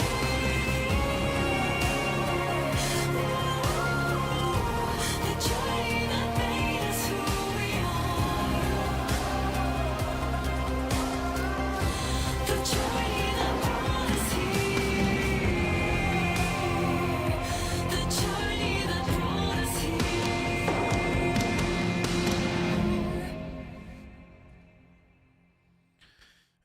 A lot of the music in the game is very, I think is purposefully a little bit campy, and I've described it before, and I mean this in a positive way, is kind of Eurovision-y. And again, I don't say that as a negative. Like, I feel like they're purposefully a little bit odd. But they're good. Like, I don't hate them. I quite like them. But there's just a level of campiness to them, right? Oddly enough, I dig the lyrics, but this is my least favorite song. I realize now why I forgot it existed. They were specifically leaning towards things that sound like they could play in the True Detective outro. I don't think any of these would fit in the True Detective outro. That might be really like a hot take of mine, but I don't see that. It is Eurovision-y, but that's kind of cool. Like, I think they're too, like, when I think True Detective, I think, more stripped back, ethereal music. Whereas this is, most of the songs here are very, again, relatively upbeat and kind of like, I don't know, reminiscent of the noughties music out of Europe. I don't know, that's the kind of vibe I get. I love True Detective Season 1. I love True Detective. Deep press, deep press. Oh? Oh, is this... Okay. So...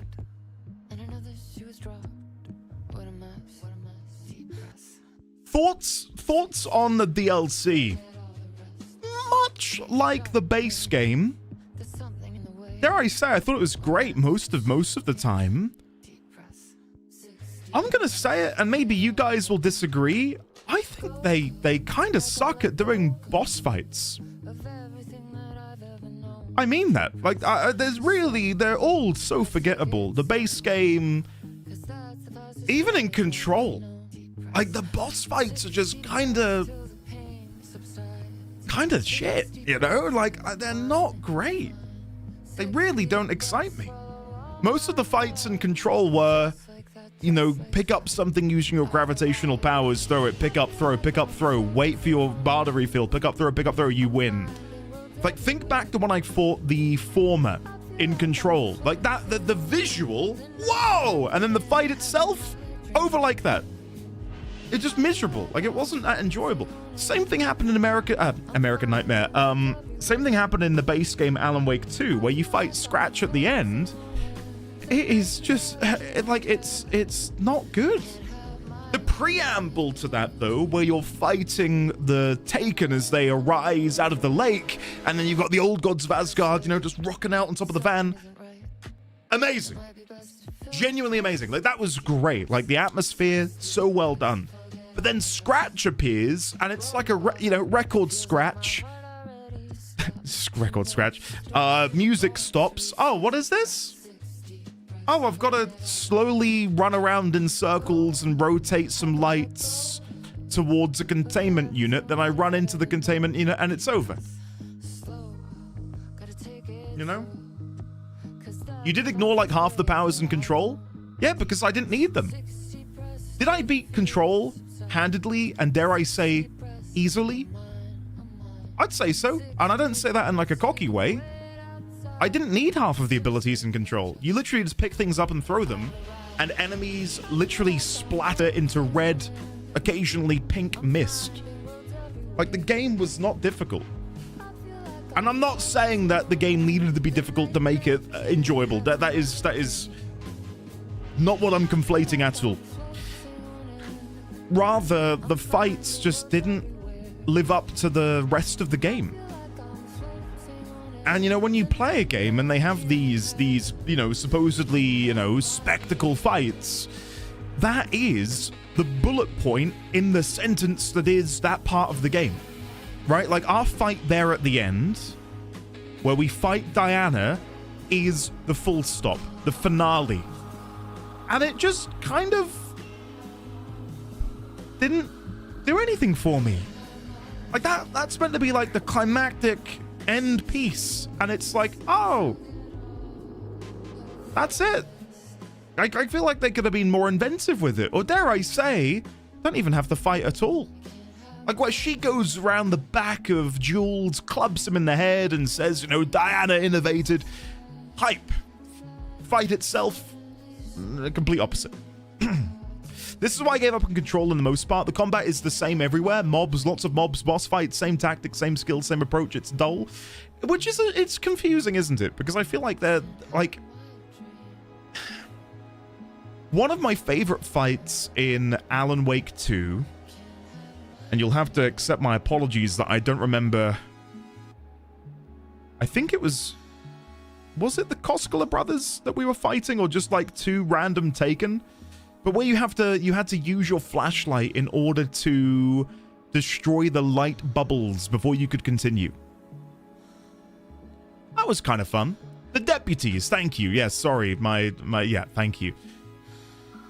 There you go, Cotton, you can enjoy that. Remedy endings always feel really sour for me. If not leaning into mechanics, if they design fights like a puzzle, I think that'd be way cooler, yes. Remedy is really good at playing with games as a medium, but the gameplay proper has a lot of weaknesses, which circles back to why I think the you need to play the game again bit could be a fantastic artistic vision, but it wasn't supported by the game's actual body. Yeah, I'm with you, I think. Sign. Remedy may be really good at writing a game, but the gameplay is really kind of weak. I think the minute-to-minute gameplay of Alan Wake 2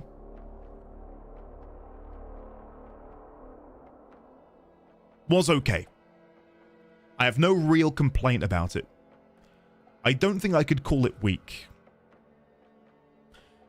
I really enjoy the mechanic of having to use your flashlight in order to make them vulnerable. That's kind of quirky.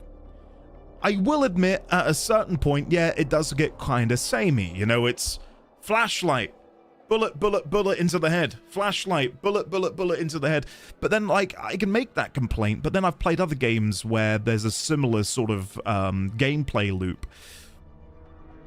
Like, take like a Resident Evil game, for example. That's just, you know, bullet, bullet, bullet, dead, bullet, bullet, bullet. You get the idea. So I think, again, the minute-to-minute of Alan Wake 2, I genuinely did quite enjoy. I think Alan Wake 1 had a better idea, though, with having more enemy variety. I really loved in Alan Wake 1, and I know maybe in the moment I was a bit pissed off at it, but the birds... Like, the birds attacking you, and the best method of dealing with them? Light a flare. And then when they fly towards you, they disintegrate. Like that, just that little mix-up. Like going, oh, this isn't the best answer. I need to go into my inventory and use one of those things I've been saving. Never in Alan Wake 2 did I go, now I need to use this flashbang. I did use the flares in that battle on the shore at the end of the game because it was just really invaluable. That worked really well. But for the most part, you can beat the game by just flashlight pistoling everything, right? I don't know. I'm getting a bit stuck on the combat. What I was going to do, and maybe we can go and do now, because I would really, really, really like to, you know, Remedyverse thoughts. The good, the bad. I'll put in the middle, the middling. And again, I'll touch on different things across all of them. The good, well, we'll tackle this when the credits are over. But I think what I'd like to do is just start with something up here and then find a home for it, if it makes sense. Want the trailer for Control 2 first? What do you guys think? Do we end today with a Control 2 trailer, or do we do it now? I'm down for whatever you guys think. Now? You can do it now? Do it? Now. Now is okay. Okay, we'll look at it now. Let me skip the credit. There might be post... Nope. Who am I kidding? Not on the end, so you have time to discuss it. Okay. I mean, I've got to bounce soon, so I don't mind now. Let's do it now. Let's do it now. Hold on. Is this my browser window? Nope. Is this my browser window? Yes. Okay. Is there a link, or can I just search for it? Okay, I'm going to copy the link gotten sent. I'm going to... Andy, what? What? What have I done?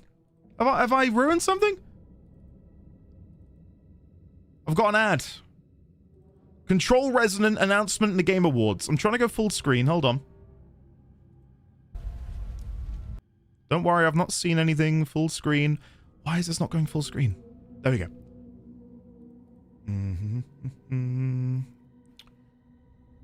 Where? Why is it not appearing in there? Hold on. There it is.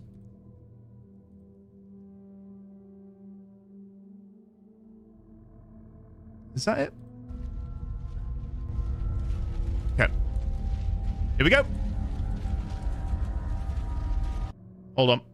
I realize Alan Wake 2 is still open. Let me close that. Then we don't have the background audio. Here we go.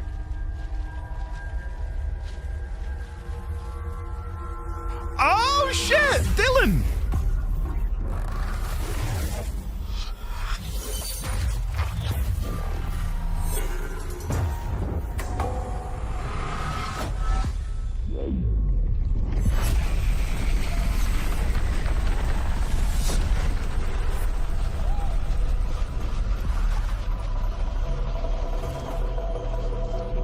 Is there a higher quality? It's 4K. Here we go. Sorry, it just looks... That's better.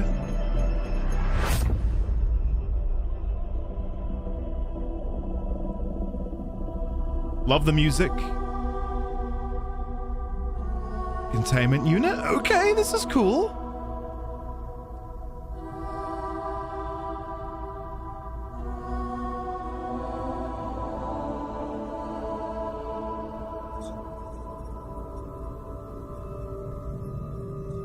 Do you feel it? Something is coming.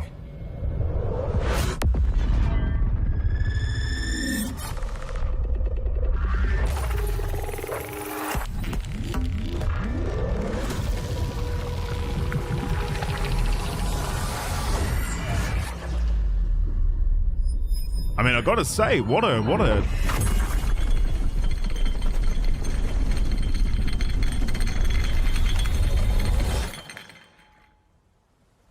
Oh, shit. An intrusive pattern.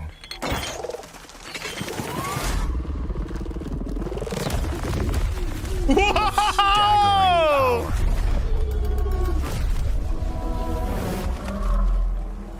Reshaping reshaping reality as we know it. Holy shit! Look at that! Do not Everything we ingest, tried resist to the keep urge. inside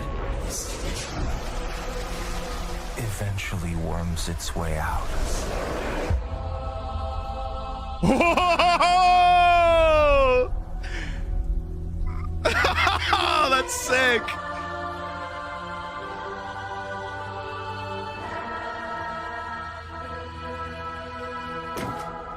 You must have had good reasons.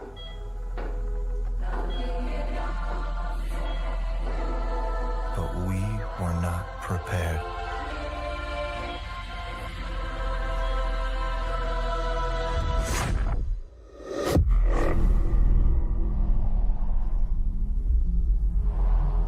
For what would follow.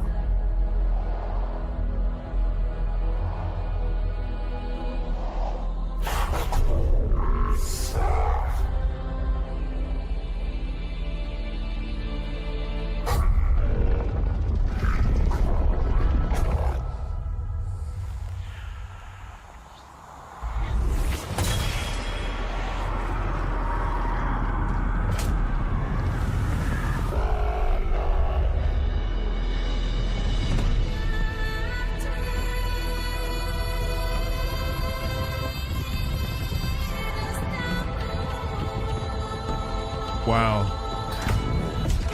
Whoa! Whoa! What?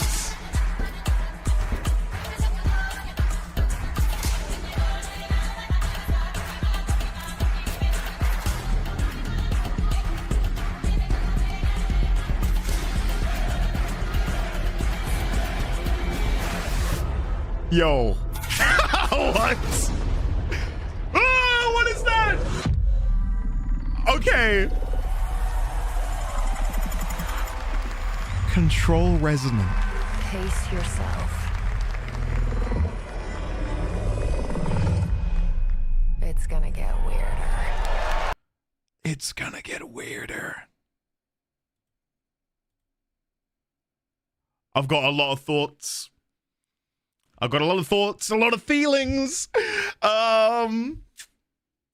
Okay. So Dylan's the lead in Control Resonant. Interesting. Okay.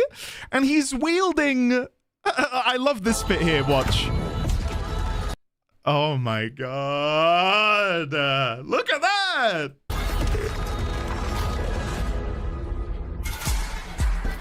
Now, I'm going to go back through this a little bit because what's fun here is I have just gone on a bit of a tangent, as have we all a little bit, about my own and seemingly others' own disappointment with the gameplay. I know this is a trailer. I know this is not going to be the best indication of what we're going to be getting when Resonant launches, but can we just watch this bit again where we actually see some gameplay?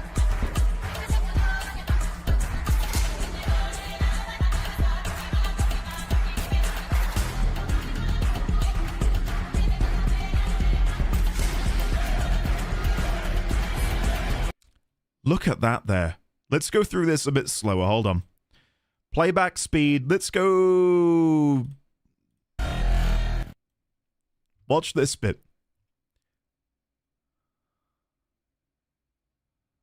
Dodging through that laser. I know it's such a small thing, but like this near combat? A little bit, isn't it? I can see that.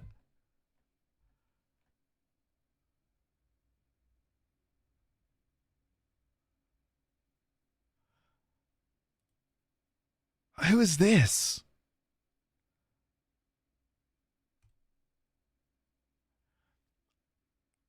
There's no parrying? Have they said that? There's no parrying in the game?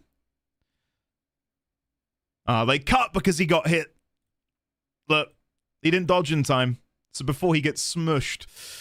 Medusa but rocks?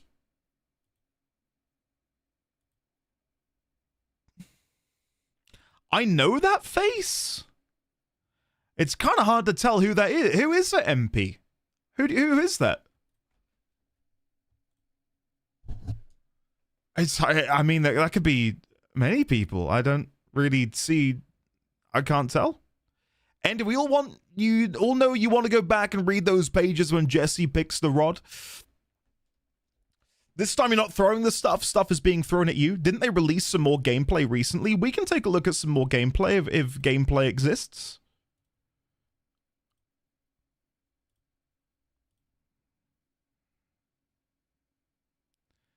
There is a gameplay trailer. Yeah, we can take a look. There's one bit I wanted to go back and focus on, and it's when he walked out of the subway. There was some graffiti, and I wondered if we could have a look.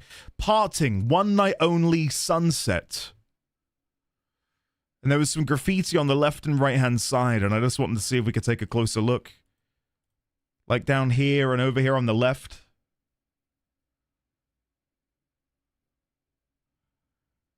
I mean, it's kind of hard to tell.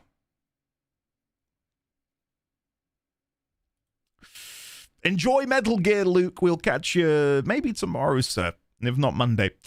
Is that an FBC jacked with FBC crossed out? Do we know if Old Gods are back for the OST?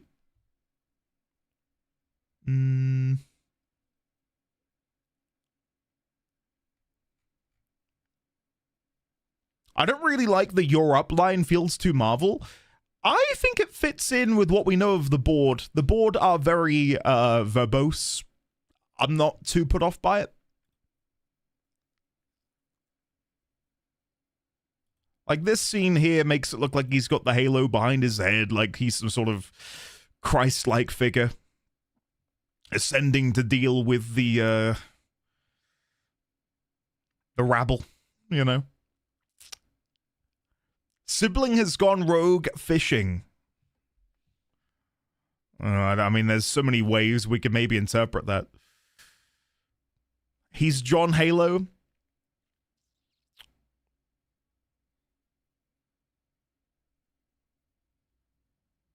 I'm down to look at another trailer. There's some more gameplay stuff. Was it Make Some Time that said, maybe a few of you feel similarly. How do you feel about it not being Jesse? I am, I don't think I'm convinced that Jesse won't be in it. My guess is we'll maybe get both of them in some capacity.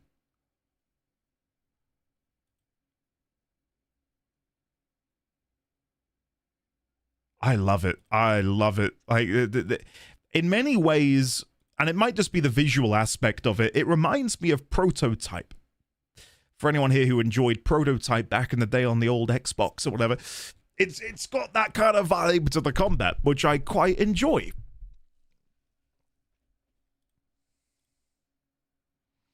We can see him dual wielding. We can see him wielding a great hammer.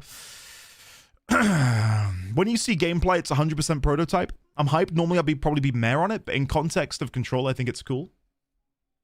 Like this moment here where the trains are going by and you're in some sort of interdimensional train station. Like that's sick.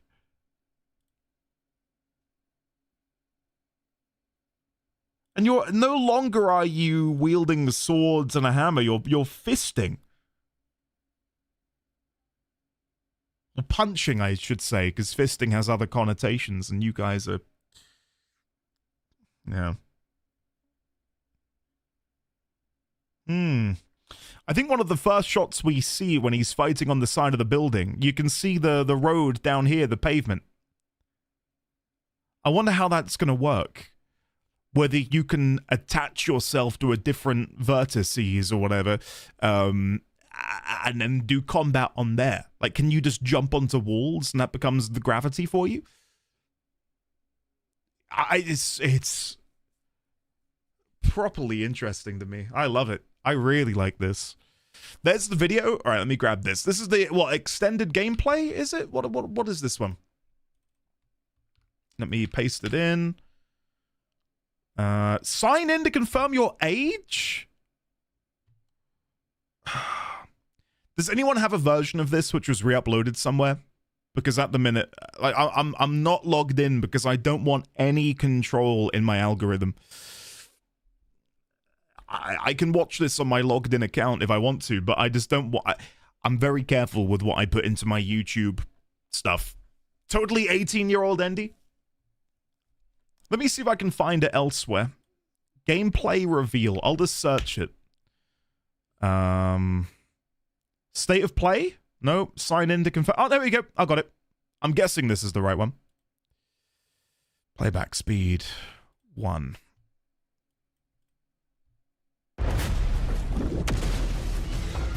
Nope. There you go. 4K.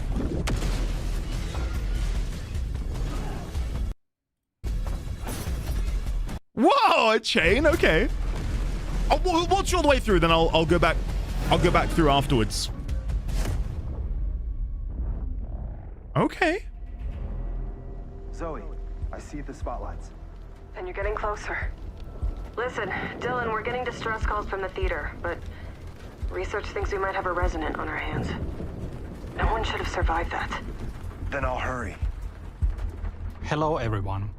I'm Mikael Kasurinen, and I'm the creative director of Control Resonant, the game-changing sequel to Control. What you are seeing here is an early mission captured from our in-development build. We play as Dylan Feden, our supernaturally gifted hero, in a version of Manhattan like you haven't seen before.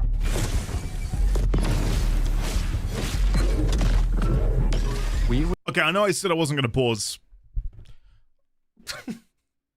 Like, I'm not gonna lie, a big part of what I was gonna get into with the Remedyverse is I love the storytelling, but God, the gameplay is just ugh, most of the time.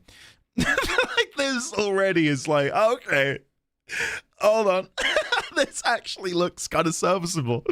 Recently acquired Shift, an ability that empowers Dylan to seamlessly move through gravity anomalies and adapt to the world around him.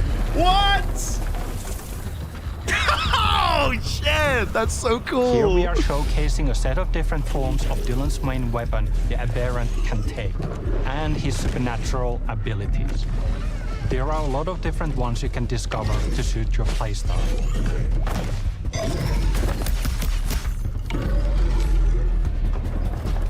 While in combat, we encourage you to play aggressively, balancing between melee attacks and abilities.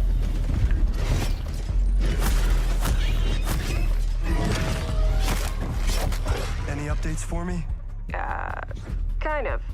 You'll know it when it does look pretty good. Try to stay alive out there, okay?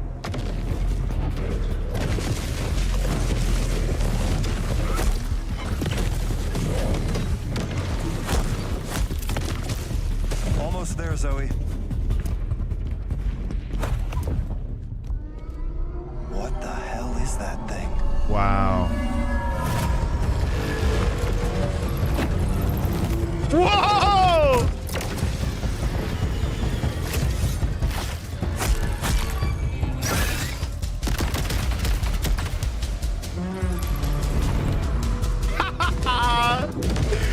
Oh, that's so cool.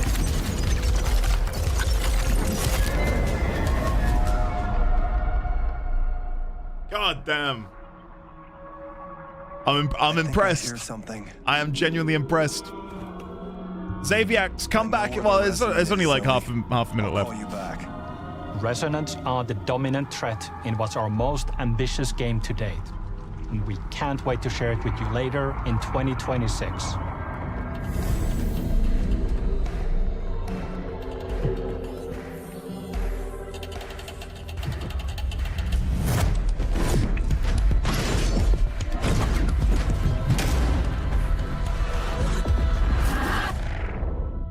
Yep, I'm in.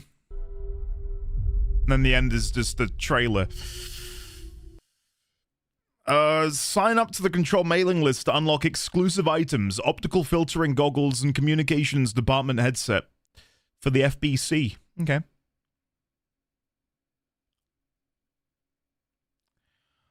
I am very impressed. Very impressed. Yeah. What do you guys think? That looked so good to me. It's this year. Yeah, it comes out this year. Looks dope. More than ever. I know I mentioned it a minute ago, but I'm just even more reminded of Prototype. And that's a really, it's a good thing. That's some praise. I can't wait. It looks good. Thoroughly tickled. How scary do we think it's going to be? From the looks of it, it looks like it's going to be less scary and more atmospheric thriller. It looks really good. I hope they can just change settings a lot. Looks like they can do that. Settings as in like difficulty stuff, Asik. Looks cool, but those swings look like they had no weight to them. Let's development. I'll have it playing very quietly in the background. Let's watch it again. I kind of get where you're coming from, but when we think about his powers and the gravitational stuff, We recently acquired Shift. I think they've got enough of a weight. But I guess when we see the final product, we'll have a better understanding. Here we are showcasing a set of different Like here he uses multiple different weapons. I think he uses the blades, the fists, and the hammer. So you got the gravity knockback, dodge, which gives him slow motion, slashes with what looks like a one-handed axe, hammers, and then finishes with a dual double dagger sort of stab to the gut. That reminds me of Marvel's Spider-Man games, where you can tap a button in order to latch onto a different surface, but here you're using it to not only transport yourself to that surface, but then also shift your gravitational... There was some graffiti up there. What if there's spoilers? It says obscure. Claire obscure? Question mark? And Coette, whatever Coette is. And Jake. Something Jake. My camera's in the way, but look, behind my camera. See, that says Jake there? I did wonder if it said Zane, but it's definitely Jake. Or is it Zane? Could you imagine? This is film. Film? Zane? Anyway.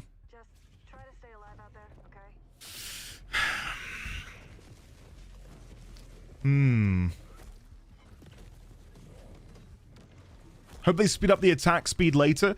My guess is that there'll be a lot of customization. You know, while we're talking about the gameplay of the Remedyverse games, something I was really disappointed by was, again, like the ability to modify your abilities and control was kind of shit.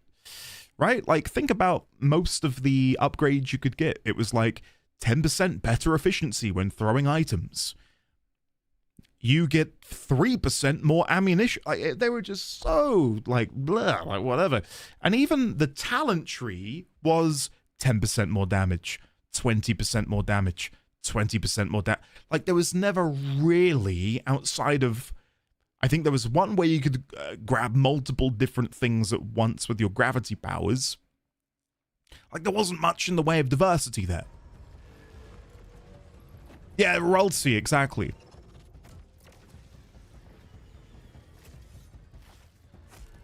I just hope there's multiple difficulties. I'd love to play through this on a really hard difficulty setting. Like, if the gameplay is good, if the gameplay is tight, give me a really, like, bull-bustingly hard experience. But then if people want an easier experience, of course, like, give them that option. But this... Hold on. Oh, I gotta show you this. Let me hide my camera. Look what happens when he shifts his gravity to the... Watch the minimap. Ready? Let me go slow-mo. Playback. Slow. Watch the minimap. See that? And again? That's satisfying. I love that. I love that. Instead of it being like a snap, it does actually ease in all of the dots, which is cool. Really smooth, yeah. Huh. Yeah, I'm quite impressed, to be honest. I'm quite impressed. I saw, I think Asik, you mentioned it a second ago, the idea that, does that say breaker? No, it says bakery. Never mind. The idea that the same old cityscape would get kind of dull after a while. From what we've seen across these two trailers, I feel like there's going to be a good level of diversity. Think about that underground mausoleum train station thing we saw earlier, where we were floating through this sort of, again, subterranean labyrinth. I mean, look at this. Like, this is already such a different vibe from what we just saw, right?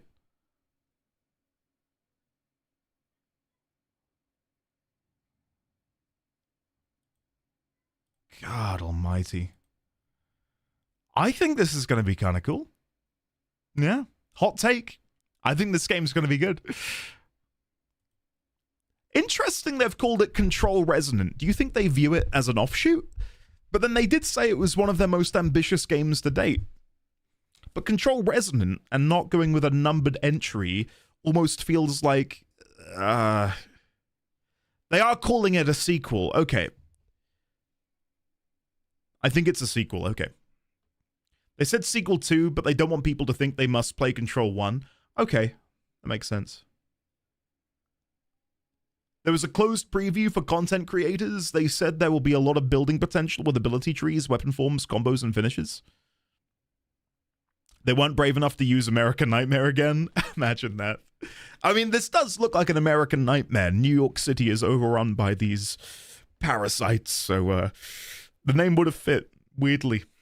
My feel on it is that this is a midpoint. So they can do a big team up in Control 3. Manhattan Nightmare. I think the 2 in Alan Wake 2 makes thematic sense given its themes. Yeah, I'd agree with that, Neon Phoenix. I'd agree with that. And we were told what we're seeing here, by the way, is like a beginning quest.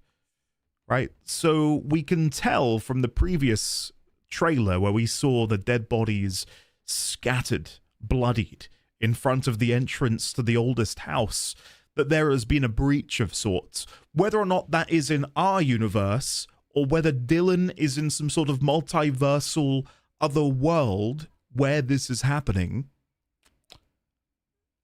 who knows? I think that's going to be probably a core part of the game, is figuring that out, right? Control 2, when it's a totally new protagonist, would make a bit less sense, I guess. If it was really accurate, it would have been Washington, D.C. New York City already had a bunch of billionaires. Yeah, well done. Okay, Andy, now you're totally up to date. Can I share a theory about Alan Wake 2? Yeah. Sure. Why not? Why not?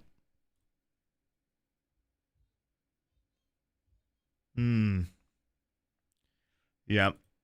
I'm gonna need this right about now, if that's okay. It's a bit lengthy. You've linked me Discord. Oh my god. Open app. Oh my god, I'm in the stream spoilers chat channel. What have you sent me here?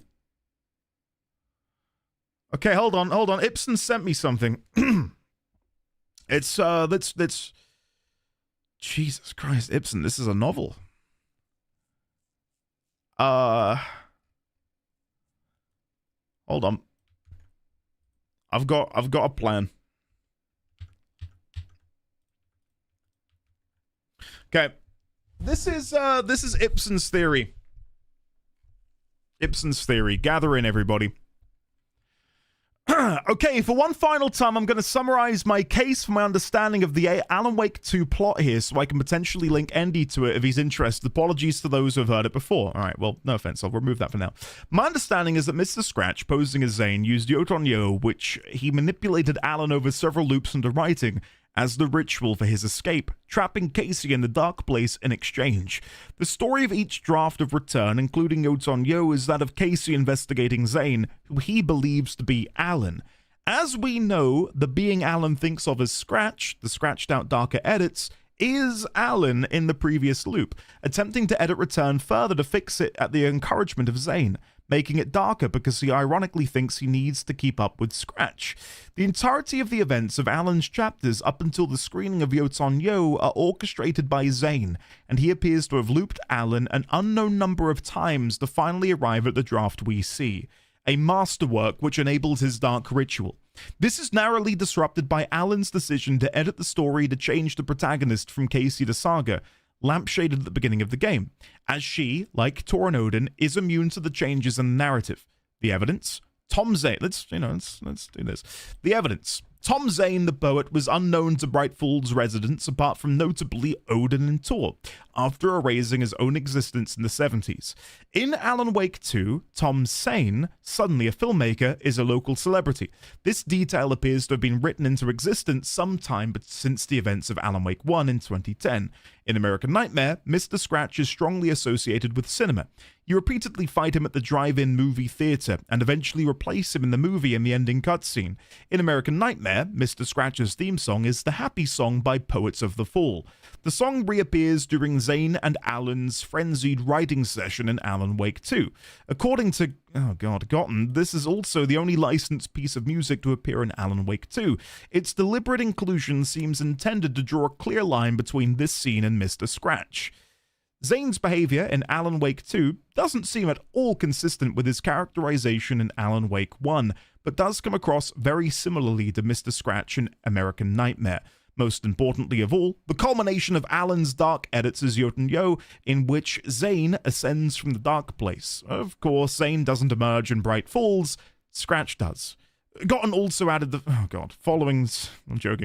supporting observations. There's one of the Casey echoes towards the end where he also ponders if Zane is Scratch, and before that calls Zane cruel, and that he does shit for the sake of the occult. There's the scene where Alan confronts him over working with Scratch, and Zane says something along the lines of, his art was a masterwork, but the Dark Presence can't art. He tried to switch places with Alan or some weird shit and gets shot, and then walks it off like it was a movie. Additional unrelated note, Tim Breaker was abducted by Mr. Door because he was about to show Saga the page that reveals how to reach Parliament Tower too early. He is trapped in the dark place until he can provide Saga the page at the appropriate moment to save her, and then he is immediately returned by Door. Okay. So, the big theory being the idea that Scratch as Zane was orchestrating everything.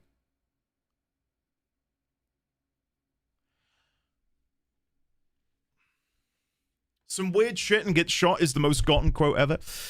The shiny percentage was rigged today with cruel intent.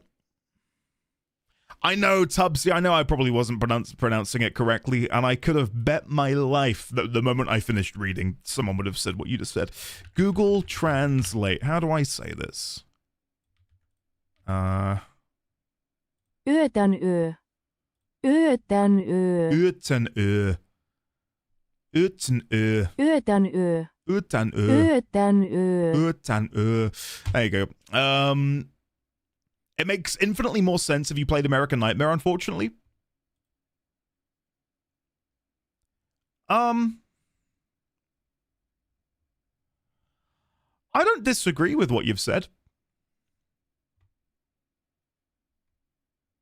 But I don't think, I think Scratch, I think the bit about him becoming, Tom Zane, the poet, was unknown to Bright Falls residents apart from notably Odin and Tor after erasing his own existence in the 70s. In Alan Wake 2, Tom Zane, suddenly a filmmaker, is a local celebrity. This detail appears to have been written into existence sometime since the events of Alan Wake 1 in 2010. In American Nightmare, Mr. Scratch is strongly associated with cinema. You repeatedly find him at the drive-in movie theater again when this gets onto the American Nightmare stuff. All the supporting evidence is basically in Oil Company. Oh, American Nightmare, the thing moved. It's an yeah.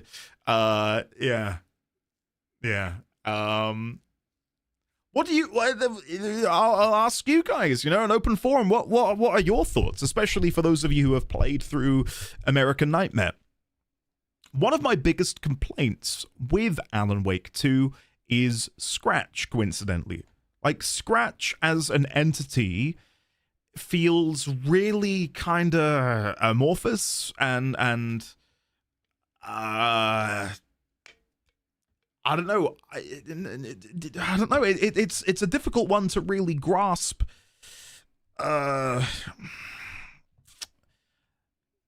The immediacy of Scratch's impact on the story. First time I saw Zane, I basically thought he was actually Mr. Scratch. There was also a new gameplay preview by IGN and a short teaser by Nvidia, Capitan, yeah, we can take a look at that. I more or less agree with this theory. If we consider Timebreaker canon, Scratch is just a name for Alan, or one from an alternate reality possessed by the Dark Presence. I consider Zane the filmmaker just a Zane from a specific alternate reality. Also, see above. Yeah.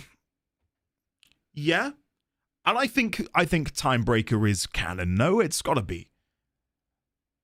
I'm gonna be so real, I still have no idea what happened in any of these games, but Alan seems like a dick. Alan is a dick, Lizzie. This is true. He is not a nice guy.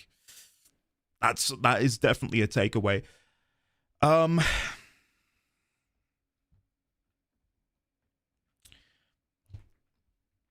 think if you view Scratch as a version of Alan which has been influenced by the Dark Presence, you could also view Zane the filmmaker as another entity like Scratch, right? Like where maybe Tom the poet is the original Tom, and Tom the filmmaker is a Dark Presence influenced version of Tom.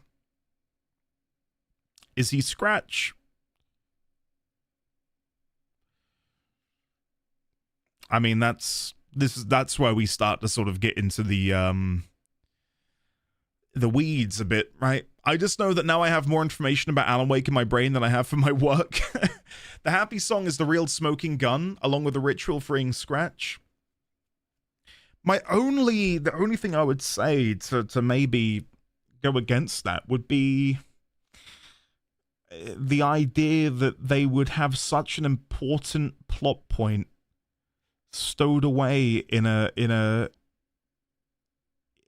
like a non-mainline game. Would they do that? Maybe. Maybe. I've thought that Tom the filmmaker was Zane's Mr. Scratch. I think that's kind of where I'm at a little bit.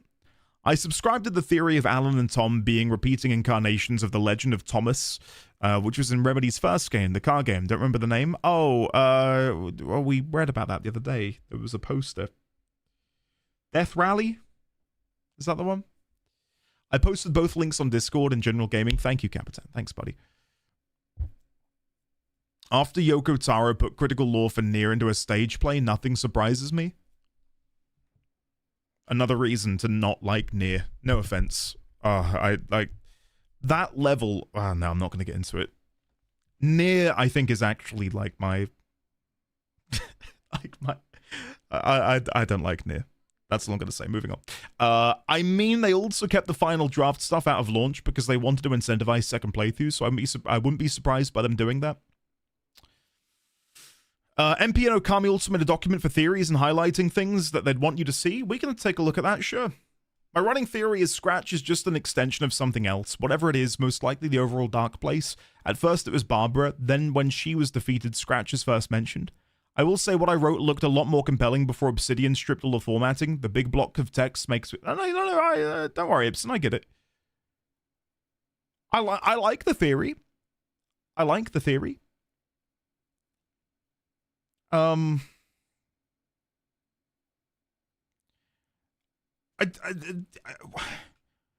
I will say, and this isn't to do with your theory, this is just in general... It touches upon one of my least favorite parts of Alan Wake 2. And that's that Scratch is just kind of whatever. Like, if you were to ask me my favorite 100 adversaries or whatever in video gaming, Scratch isn't even anywhere close to the list. Like, I genuinely couldn't give a shit about Scratch. And Scratch was meant to be like I was going to say the primary antagonist. Dare I say the primary antagonist of Alan Wake 2 is Alan Wake in some way?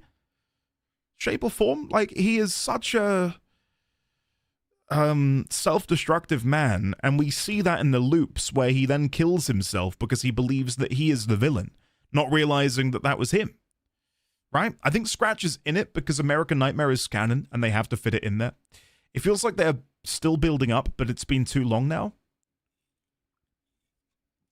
Thank you for sharing your theory, though, Ibsen. Genuinely, it makes me want to go and, dig a little bit deeper into American Nightmare to see what other hints there may be in there, and of course, to better understand more of the characterization of Scratch. What Gotten just said is also really important. Reposting this because you missed it. Curious what you think about this. I also further add that at the end /DLC of Alan Wake 1, Zane was voiced by McCaffrey and says that he can't follow Alan because he's falling deeper into the dark place, to a place he can't reach. Could it be that Scratch and Baba Yaga be an impressionable part of the dark presence that is supposed to be a mirror and foil as a literary term to the artist? I also think Scratch and Alan are the same but opposite person. If you're out of time, the spiral can be going towards both ends at the same time. One is the Alan that spirals inward, while one of the Alans is spiraling outwards. If we look at the spiral, though, as a chronological... instead of showing time as a line which goes from here to here, the spiral is just taking, that and putting it in a spiral form going inwards. So you start in and you're constantly going in and in and in and in on this infinite sort of, spiral inwards. For someone to be going the other way would be to say someone's going back in time, is my view on that. I don't know. My theory is the real Tom is the diver still on an upper layer of the spiral.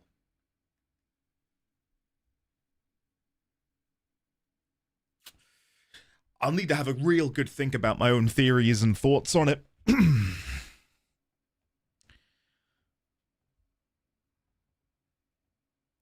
Because if we view the spiral, I think this is really off the deep end at this point. If you view the spiral as coordinates in space-time, right? Like kind of like the Earth and our solar system moving through the universe. You may view us rotating around the sun as us doing this, when in reality we're actually spiraling through space, orbiting the sun. If we view the same about the time in the the universe and how exactly we are traversing it, then yeah, I could see like a place further back on the spiral being somewhere in the past, right? In that sense. You want me to read this House of Dreams? Hold on. This House of Dreams. We never read this, did we? This is from thingy. Control. Oh my god, it doesn't have dark mode. Oh my god. Guys, ready for this? Flashbang.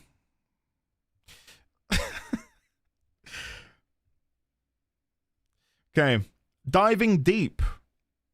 I had another strange dream, very different from the previous ones. This was not a nightmare. Quite the contrary. The diver from the photos appeared to me. He looked nothing like in the photos, but it was the same man. He was the poet who had written the poems as well. In the dream, he floated in the air above me in the bedroom as if we were underwater.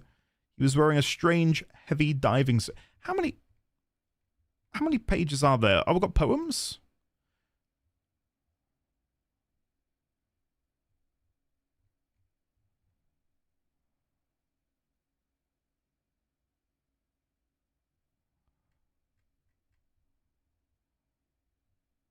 Holy shit.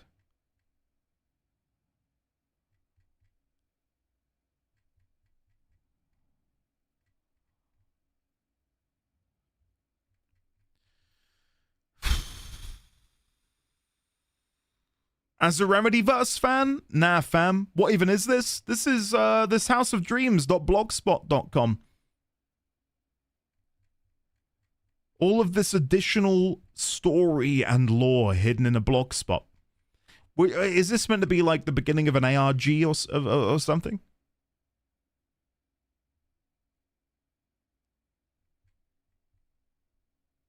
Hey, Florence the Machine. I love Florence the Machine. Antlers? Foreshadowing? I have no clue what this is. I've never seen it. Yeah, this is this House of Dreams. We have a note on it. Come with me. House of Dreams. Where did I make the note?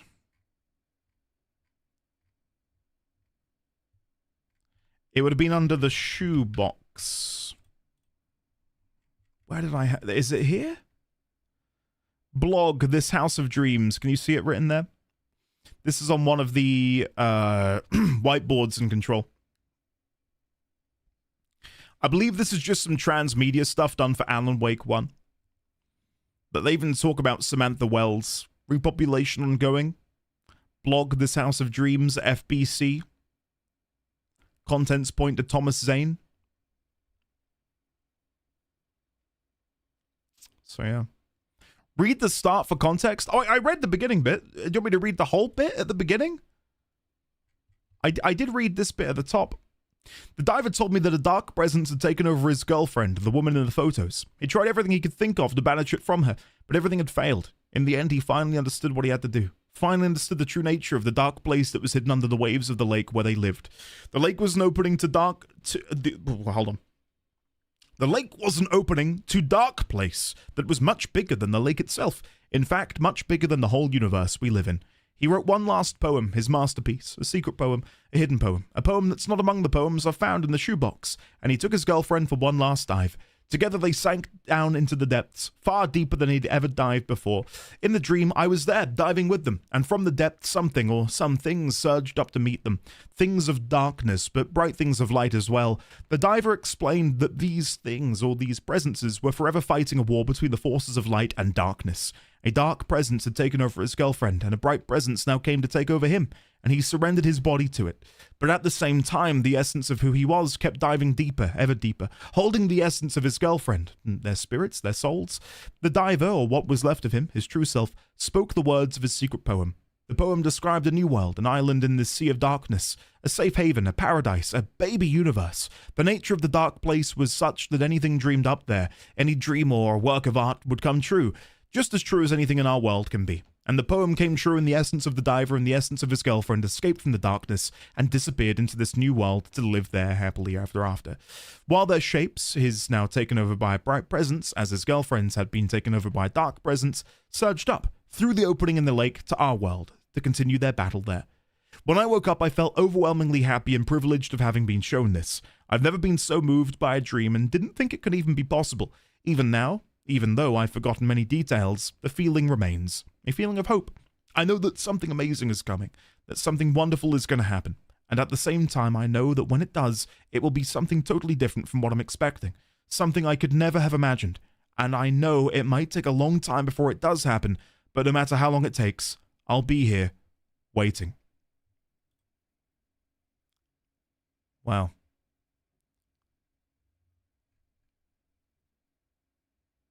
Wow. Can't wait to see Andy's reaction to having to read the gaming booklet during Metal Gear Solid's playthrough. I feel like this was a tease for Alan Wake 2 after American Nightmare, but then Microsoft said no and Quantum Break came out.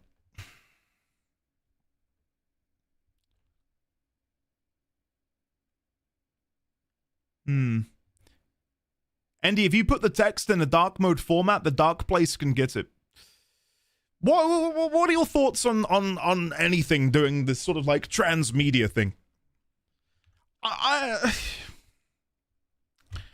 got very mixed opinions. I've even been critical of Warframe for this before people declare that I'm just an Alan Wake Remedyverse hater. I think cramming important lore in a space that exists outside of the game is just never good. It's why I fell out of out of love with the Warcraft universe, is they began to put all of the important story in novels. Like, no, don't do that. Like, I played one expansion and it said, oh, for you to know what's happening in this expansion, you needed to have read this book. And it's like, I'm not going to go read the book. Like, what? 15 will be interesting. Don't say this to me, Make a Stay. I don't think it's great because if Alan Wake 3 ever comes out, having critical lore in American Nightmare, especially if it's just a song, is going to backfire tremendously, and it would be too pretentious. This was published after American Nightmare, but there's more to it. You're reading it backwards. The first post is chronologically the last one. We scroll down to the bottom. Okay, if this at the bottom blows my mind, then all be forgiven. A couple of guys came to do some plumbing on Friday. They had to get under the house to do that, and I discovered that there was a trapdoor that led to a crawl space underneath. It had been screwed shut and had to be opened. After they were done, I decided to go down there to explore. Armed with a flashlight and my iPhone for shots, I squeezed myself through the trapdoor. It was cramped and claustrophobic. I'm amazed that the workmen were able to do any work down there. I'm tiny compared to them. I was mentally prepared for rats and dead cats, or even something worse. But there was nothing out of the ordinary down there. Nothing out of the ordinary in the town of Ordinary. Pun intended. Okay, so they're in Ordinary. Okay. The dark place.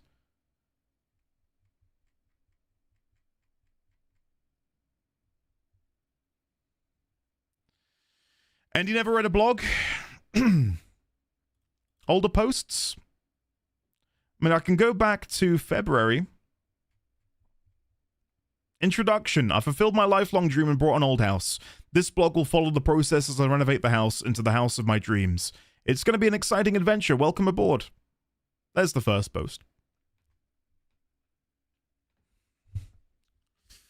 NV, don't get me started. But wait, WoW lore started outside of WoW, and here I am annoyed that Warcraft lore continued with WoW? Irony? Yeah, I mean, it's a little different. But I understand where you're coming from. Again, I don't know.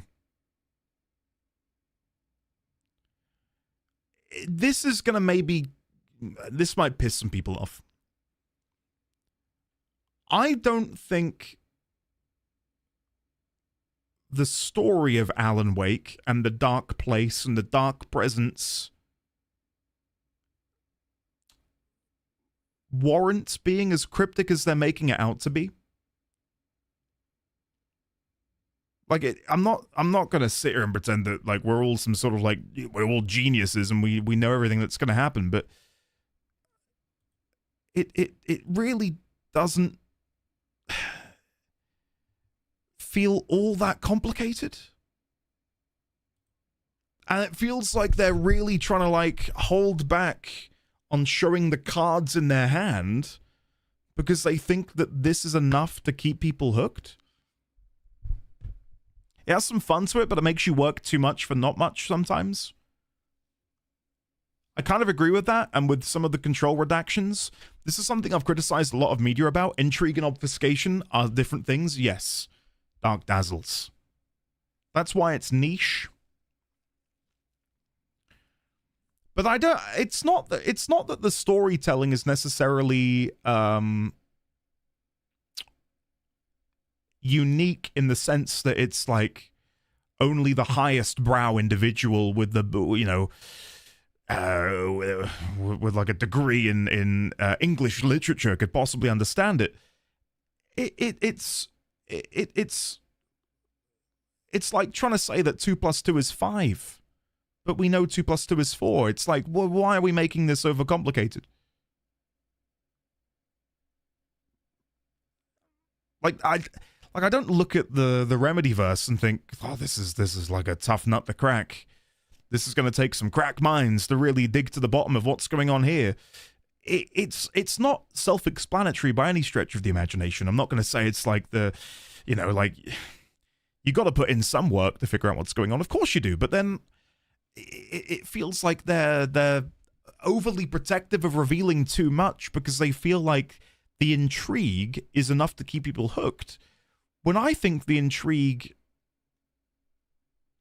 isn't really worth it. I'm curious again to hear what you guys think, because I do feel like I'm hoping I'm not entirely alone on this, but that's just where I fall. I think it's all there on the start of Alan Wake 1. They've said up front they like leaving things more mysterious, but that's what I'm saying. They're pretending things are mysterious when I'm pretty sure they've outlined a lot of what's going on. There are some great mysteries still that I want to have uncovered, that being what are behind the doors. And, you know, like if I go into my notes now and just quickly, you know, talk about some of my favorite ongoing mysteries, if we go here, ongoing mysteries. Where do the other doors lead in the, if we go Dreamscape Motel? That is one of them. What significance does Artie and the old gods of Asgard, or what significance, what power do Artie and the old gods of Asgard wield? Where is their place in the cosmology of the Remedyverse? Like, we can sit here and I've got a lot of things that I'm super like excited to get to the bottom of, but at the same time I feel like there's so much which is just needlessly convoluted and relatively dense. And let me just say, like, I like it. I think I would give Alan Wake 2 an 8 out of 10. Nah, 7.9 out of 10. There you go. You are alone in it? You're not alone. Thank you, Steiner, well done. I'm in a similar headspace. The world is interesting, but sometimes there's a little too much fascination with spinning their wheels in a cloud of story smoke. What a great way of putting it, Sign. What a great way of putting it.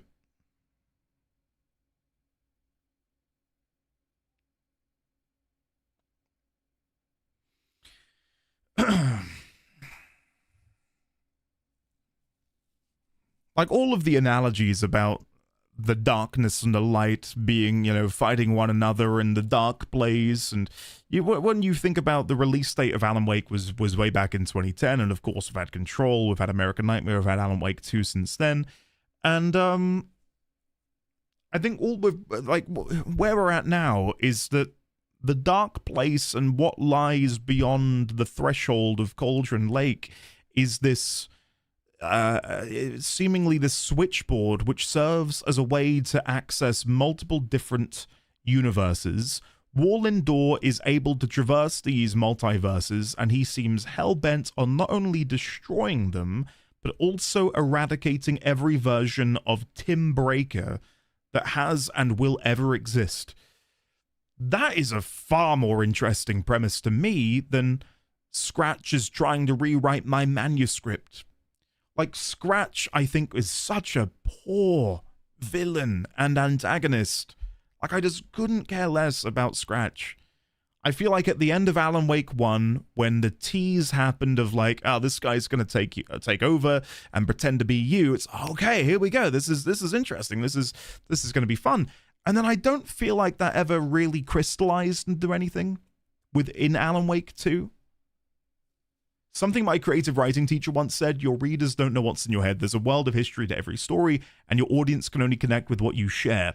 It's right to leave things open to interpretation, but don't be surprised if they fail to connect the dots you didn't provide. Man, it's had time to cook, but Alan Wake 2 feels like the start, to me at least.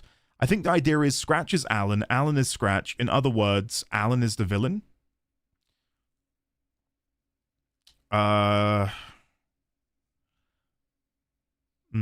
Because taking his place was an American Nightmare? But then at that point, like, again, I've got such negative thoughts on American Nightmare. I don't know, the fact that they would leverage or you know, hinge everything off of that game being so relevant to Alan Wake 2 is a real shame if that is the case. But I get why they would do that, because of course it is part of the Remedyverse. But I don't think they wrapped up the Scratch thing in American Nightmare, because Scratch was from you know, the beginning the villain of this, right? Like, the final boss fight is us dealing with Scratch. That's the finale of this game. Is us finding a way to trap him. All in all, I just can't believe that the exact needed clue would be an out-of-game thing. That would just ruin the story. I feel like head empty, no thoughts. Because I've been focusing on the stream for 3 hours, because everything with Alan Wake 2 is too detail dense, but also not straightforward. I think they misjudged their play and thought they could safely leave something to subtext that actually would have been more effective if made explicit. How does Wall Indoor fit into the whole thing anyway? Well, so Wall Indoor in Alan Wake 2, of course, he's teased in Control as having been an entity which Dylan came into contact with, and that's our first real understanding that there is like a god, right? Like Wall Indoor is, by definition, I would say, a god in this universe. He is able to be omnipresent between all realities all at once. He straddles the barriers between all of them. He is a door between all of them.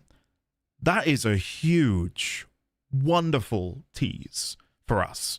But then, in Alan Wake 2, I do think he has the best scenes. Does his story go anywhere? Not particularly. It does go somewhere, that would be remiss of me to say, but I would have loved to have, and again, I know you're going to say, well, this is the beginning, there's more coming later. Years down the line, probably at this point. But I'd have loved to have delved deeper into his connection to Saga. What we read about Tor and Odin clearly fighting Wall Indoor back in the past? Incredible.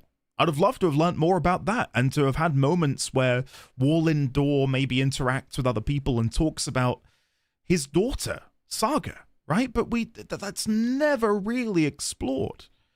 And maybe it's my fault for finding such joy in that story. Kind of like when a D&D player, gravitates towards some random NPC in the corner of a tavern, and they're like, they're going to be my best friend. When the DM has, wants to railroad you else over here to deal with Scratch, I'm like, hold on, Wall Indoors looking kind of cool. Can we not befriend him and, investigate him more? So for me, I would have loved more Wall Indoor. Like, whenever he was on screen, he commanded such a presence. So well acted. Like, genuinely, I think one of the best actors in the live action stuff. Of course, we get the musical segment, which is phenomenal. Standout moment of the game, without a doubt. Like, them being able to go off the rails, again, is very Remedy. And they do it so well. And that whole sequence with the musical, 10 out of 10. Thoroughly enjoyed it. I don't think the Door and Tim stuff in Alan Wake 2 is really part of the story, but more like giving themselves a new base for future games since Microsoft owns the story. We know that Saga was going to be white, so the Door connection arrived after leaving the Microsoft deal. But that might also just have been, because you got to think, how long ago was Quantum Break made? We're going so many years into the past that they probably just put something together. I don't think they had a clear outline of where they were going to go with that. When you're running a Control D&D campaign, or game, Endy, for us to derail you, you can try. I sat through the Moffat era of Modern Who. I'm just done with this kind of, there's more if you keep watching storytelling. Lady Bahamut, hello there. Lady Bahamut, we might be beginning it on Monday, so you might be okay.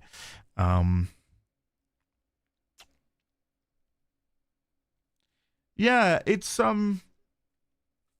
again, it's a tricky one because I have very conflicted opinions. Sam Lake has said that Alan Wake 2 was written pretty long time ago and the game that came out is pretty unchanged from the original script. I'll quickly put in a couple bullet points while we're just sat here. Again, please do share your thoughts in chat because I'm genuinely curious and I want to have an engaging discussion. Like, if anyone has a really different opinion to me, share it. I don't want to make anyone feel bad for having a different opinion to me. I want to hear it, and maybe through hearing what you think, it'll change how I think, and vice versa, maybe.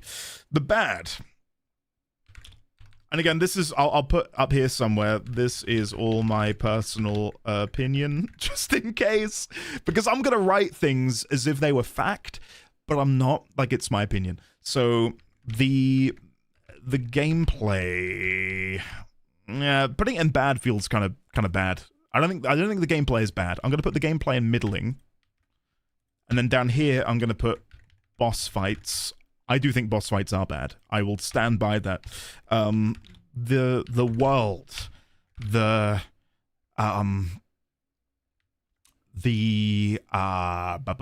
do I word this? Not just the world. The characters, I think, are fantastic. And then I was going to put intrigue. I think the intrigue is somewhere in the middle. Again, we've just sort of gone over that a little bit. The world, the characters, gameplay, intrigue, boss fights, the atmosphere is, of course, yeah. But I'd put that under the world. I'd put atmosphere under here as being atmospheric. I probably won't take a break today, Vosif, because we may end slightly early. I thought the bad would just be Quantum Break. So I probably should mention here, this is mainly focused on Alan Wake 2. But it may, you know, it could, to a degree, also be other games. I think we left quite a few hot takes in the document. Sorry if I'm speculating too much. Can I just say, from technical perspective, the game had some magical moments. The way they rendered some of those scenes had me... It's same. Yes. Like, if we were to go in here and put in, you know, graphical fidelity... but then under there also the art direction. Like, that's a 10 out of 10 for me. And I fully agree with you there. 100%. Something else we can talk about is the music. Soundtrack, sound design in general. Stellar. Absolutely top grades, top marks, etc. I'm not a fan of the whole survivor horror, super rare resources type gameplay. Same reason I will never play a Resident Evil game. I was watching my friend play the new one and all I could think of was, Jesus, this inventory system is ass. Art direction, general direction, and narrative, I think it was. I don't remember half of what I've said because I'm on my phone. Just put Poets of the Fall under the good. The vibes, it can make you happy or scared with this change of colors and music. I still think the stuff that they are doing with these games and the live action gameplay multimedia, I'll put that in here as well. So the multi-medium sequences. So under here we've got Saga's Mind Place. We've got the musical. Really anything that deals with, I mean, sorry, no, a big one for me is Casey in the Dark Place. Whenever you had Casey appear, like when you got your torch and you shone through the light to create that eclipse, and Casey would appear and you'd get that like his voice would just drip and it echo throughout the streets of New York as his huge silhouette would loom over the buildings. Like, amazing. Like, so good. So good. They really smashed out of the park. I do love the multi-medium sequences of the game, and I'd love to see more games do things like that. The thing is, I think that this is... Again, it's built off of a foundation of more lackluster implementations of the same device in their previous games. Like, I really feel like they looked at what that happened with Quantum Break and thought, no, there's promise here. How can we use this to our advantage? And I think they did a good enough job of it in Control. But Alan Wake 2 mastered it, I would say. Like, honestly, so good. Gotta say, though, Sam Lake being himself should be in the good. A bit like Kojima, his craziness is part of the charm. They've gotten very good at experimenting and improving. On a side note, although smaller role, the Alice videos are probably my favorite. She did such a good job. I think mine... I thought Alice's were good, don't get me wrong, but I really feel like... It's tough. I think both of the Marmonts are probably my favorites, to be honest. I think they've put in the work, they put the work in and established the meta aspect of it now to get away with it. It's a hard thing to get right, and they pull it off. There's a part of me that just really enjoys fresh novel experiences. It's easy to feel over-familiar with genres, so even if it doesn't always stick the landing, I have a soft spot for games like these, Death Stranding, etc. I'd agree with that. I'd agree with that. So, final fight with Scratch is underwhelming. And then I'll put under here, final fight with Diana is similarly underwhelming. And then I'll put underneath both of these moments are supposed to be the finale of their respective stories, but they failed to pack the required punch to deliver on the emotional / story-driven how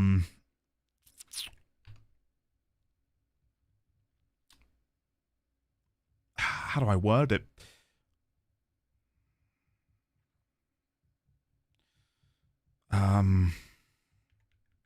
Sequences they bookend.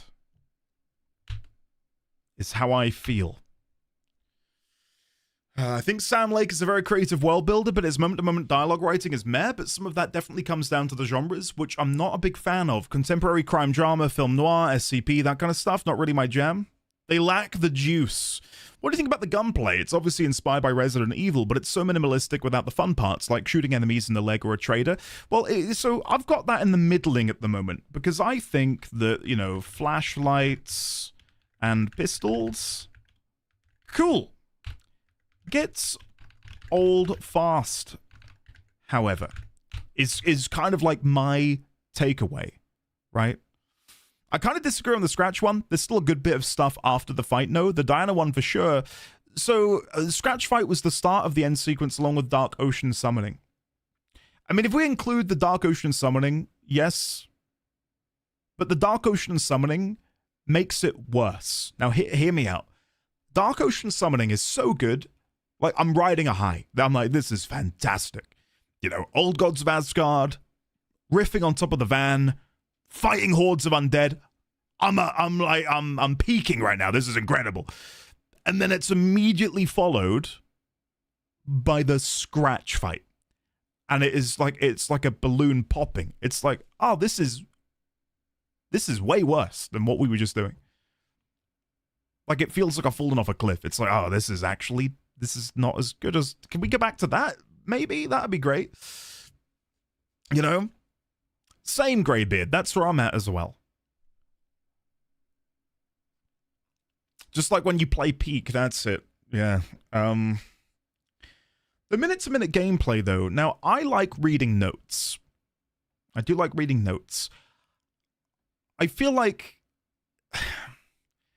they were a little bit better in this game than they were in maybe Control? It's kind of hard to say without me going back and thinking about it some more, but I think what really helped me in Control was that we were learning about the Federal Bureau of Control, right? Like, every note was sort of peeling back another layer on who they were, what the thresholds were, what kind of paranatural stuff they've been dealing with since they discovered the oldest house. Like, every note was incrementally improving our understanding of what the hell they were doing. Some of the notes in Alan Wake 2 were a little bit lackluster in comparison because they were reiterating things which we already kind of knew. And some of them would be so long and superfluous is another way of putting it. They need to mix up how they deliver exposition, which feels crazy to say. Notes is in the good, but notes pacing in the middling and bad. I think I'd agree with that. I'd agree with that. Yeah, I'd go with that. Let's put it in. So if I put in quality of notes, good. I would put it's difficult because it's in the middle of middling and bad for me. Notes bloat. I'll put in middling. I think bloat is a better way of describing it. Control is my favorite Remedy writing. Alan Wake 2 is probably my favorite Remedy vibes. I'd agree with that, Ibsen. I'm with you on that one, I think. I do still feel like, and maybe it's just because I really gravitated towards the setting of Control, I think I do prefer Control over Alan Wake 2. But it is tight. Like, it could change on any given day. They are neck and neck for me. Alan Wake 2 had some proper good moments, though. I think Saga's time place. I'm thinking Tim Breaker. Saga's mind place, the corkboard therein, her piecing together the crime as it happened. Really kind of cool. I really enjoyed that. Being able to swap between characters also quite fun. I might put up there actually.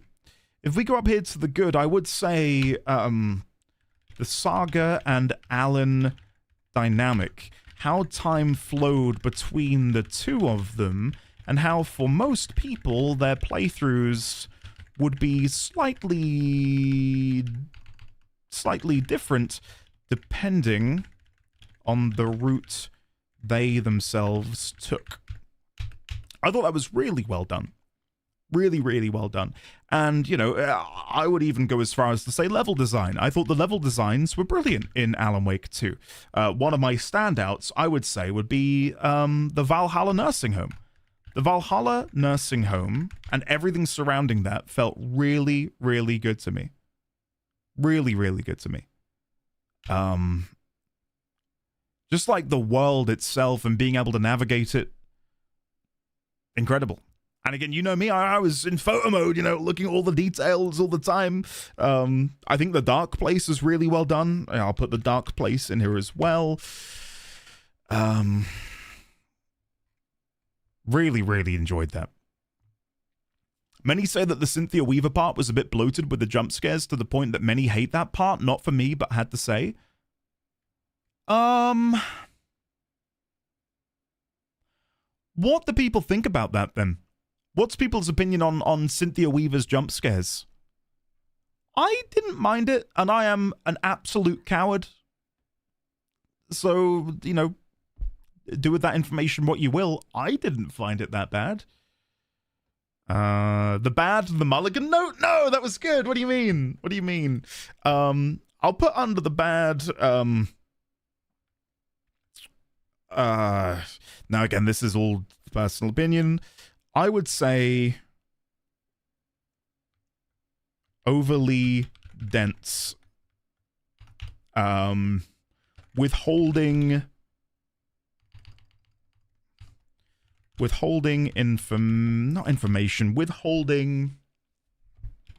plot for the sake of it? No, that doesn't make sense. That's too ambiguous. Like when something is pretty clearly signposted, but they still hold their cards close to their chest. Plot revelations? Yeah. I'd put that under middling, I think. Plot revelations. Oftentimes, they'd come a little too late, is sort of my feeling. Feels like they're clearly saving stuff for later, but that's how I felt about a lot of the game, though. I'll put under here as well, Scratch.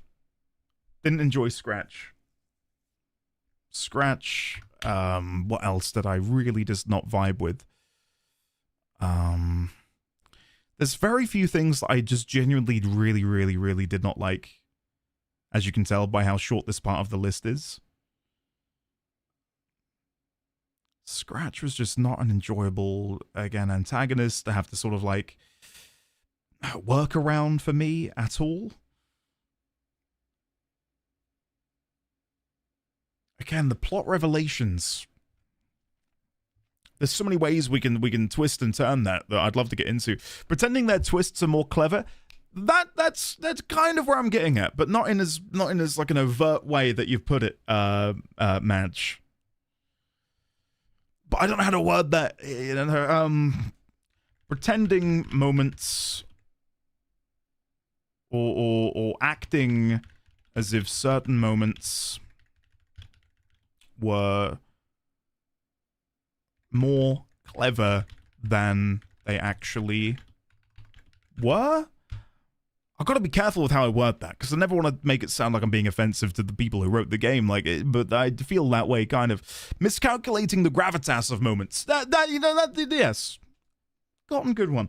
Miscalculating the gravity of certain moments is a good way of putting it. Like, for me, one of my favorite moments in the entire game was the revelation, which was, done. piecing together the puzzle of, wait, Saga is the daughter of Warlindor. One of my favorite moments in the game. But then it just feels so underdeveloped, and I think I might put that under the bottom here. Saving too much for later. Saga being Warlin's daughter? Like, you get, I think, one line from Dor about how he's protecting her, but that is just this... I want more there. And I know you're going to be like, well, wait for Alan Wake 3. And it's like, yeah, but in a game where I'm playing as her and he's in the game, like, it just felt like so unrewarding to not really have that explored when it feels like such an interesting dynamic. I don't know. I felt really bummed out by that. The slow roll makes it feel like nothing's progressing or paying off ever. The slow roll. Yes. Yes. Remedy games are incomplete.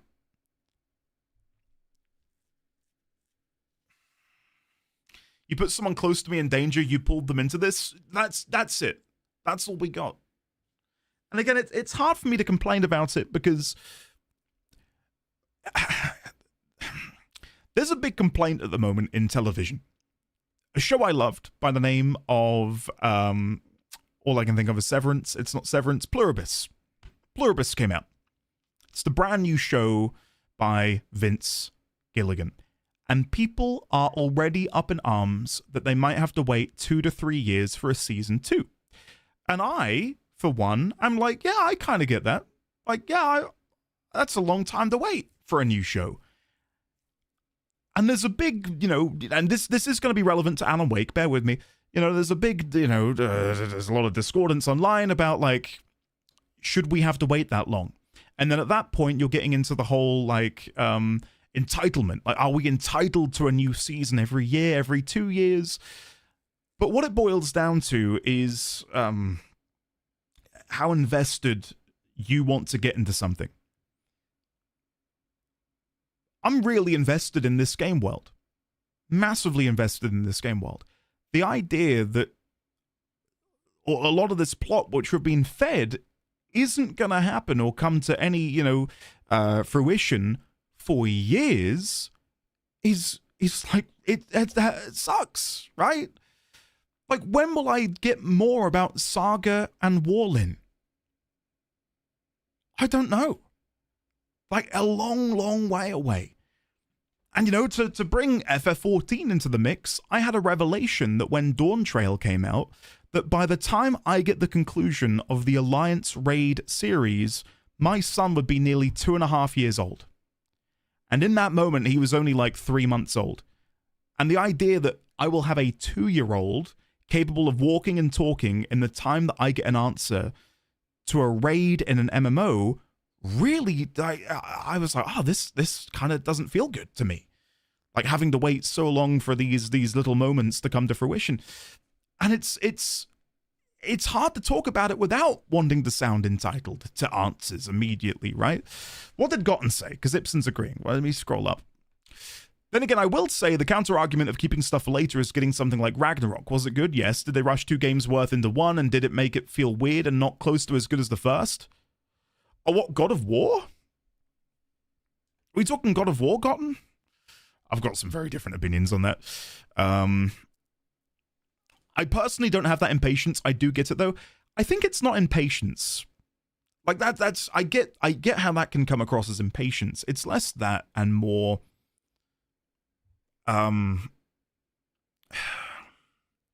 What's another good example?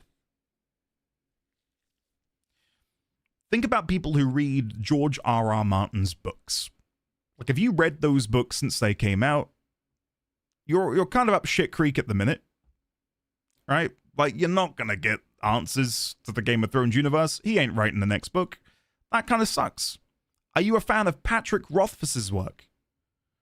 Good luck waiting for that next book to come out, guys. Who knows if it's ever gonna come. Right? And this is gonna sound really dramatic, but this is the way I've started viewing things that I enjoy now that I'm a father. And God, this is gonna sound depressing, but please don't take it this way. Tomorrow is not promised. Right? Like, I could leave the house tomorrow and accidentally walk into the road and get hit by a car. And I'll never get the answers to these worlds that, you know, I enjoy and I want more of. And I think because of that, I've begun to value my time and my commitment to a piece of media in a different way. The fact that Saga and Warlin's connection may not be something I see until I'm in my late 30s is crazy. And it makes me just want more in what we've got. And again, this is where we get into the whole entitlement thing, you know? No story is ever complete, though. That just doesn't exist. True, Ninzard. Yes, very true. A story needs to be self-contained. Yes. Okay, you put it in a way more succinct fashion than I did, Asik. Do I think Alan Wake 2 is self-contained enough to be good? Despite everything I've said, yes. I do think Alan Wake 2 is self-contained, and it does stand on its own. That being said, yeah, there is just so much... There's so much room there for unexplored story. And the fact that we only get these tenuous little threads that I get are meant to be foreshadowing something to come later in the series, but when we don't know how long that's going to take to get there, it's like by the time we get Alan Wake 3 or whatever the continuation of the story is, it's like I almost feel like putting any effort or energy into it in the immediate now is going to be for naught, because by the time Alan Wake 3 does come around, most of this will have been long gone. I'll have forgotten most of it. And I'll need to do a replay to remember what there is, because it's so dense. There's so much that they've given us, right? Like, I've made all of these notes, and even I will have to scratch my head when I have to think about certain things. It's an unfortunate thing, but it's ultimately a decision Remedy made. They felt like more Warlin and Saga stuff didn't fit into Alan Wake 2. I've recently started to view things as... do I want to watch, read, and play this enough to endure only doing it in my bits of free time? They've said Trails will end when I'm in my early 40s, and I'm just really hoping the world survives long enough for me to see it to the end. Saga is an important piece, but I don't think a relationship to Door is a main beat of the story. It's something related and necessary, but I don't mind it. I'd rather see it eventually come another time in something that's more focused on it. I get that. And I think that's what you're saying, though, is my concern, is Scratch felt ultimately to me really just superfluous and whatever.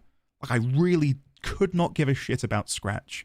But I'm offering examples of things I would have cared more about, and I would have loved to have seen them go in that direction. I've seen people in chat who have not played the game, but have watched me say, I don't even know who Scratch is. And that isn't a detriment to them or, you know, a comment on their own intelligence. It's that the Scratch is just, to me, even having paid attention and having theorized and really given it my all, I still don't care about Scratch in the slightest. And it's maddening how little I care about this character who's meant to be... If the answer is I should have played American Nightmare, that's... I would say that's not on me. If that, like, you can disagree, and I'm sure you will. But oh my god, if to make Scratch a compelling character in Alan Wake 2 requires playing through American Nightmare, then that's a failure on their part.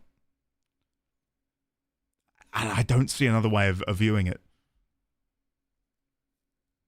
American Nightmare is the most he shows up in, for sure. Well, he can't appear in Alan Wake 1 because he's at the end, right? So of course he'd be in American Nightmare, but okay, who would you say the predominant, what is the predominant, who's the enemy in Alan Wake 2? Is there an enemy? Does there need to be an enemy? Is there an antagonist that we need to be rooting against? Because to me, and Greybeard, you've already kind of beaten me to it, I think it is the Dark Place and the effect it has on people. And that's why I really, really enjoyed the Lakehouse DLC, right?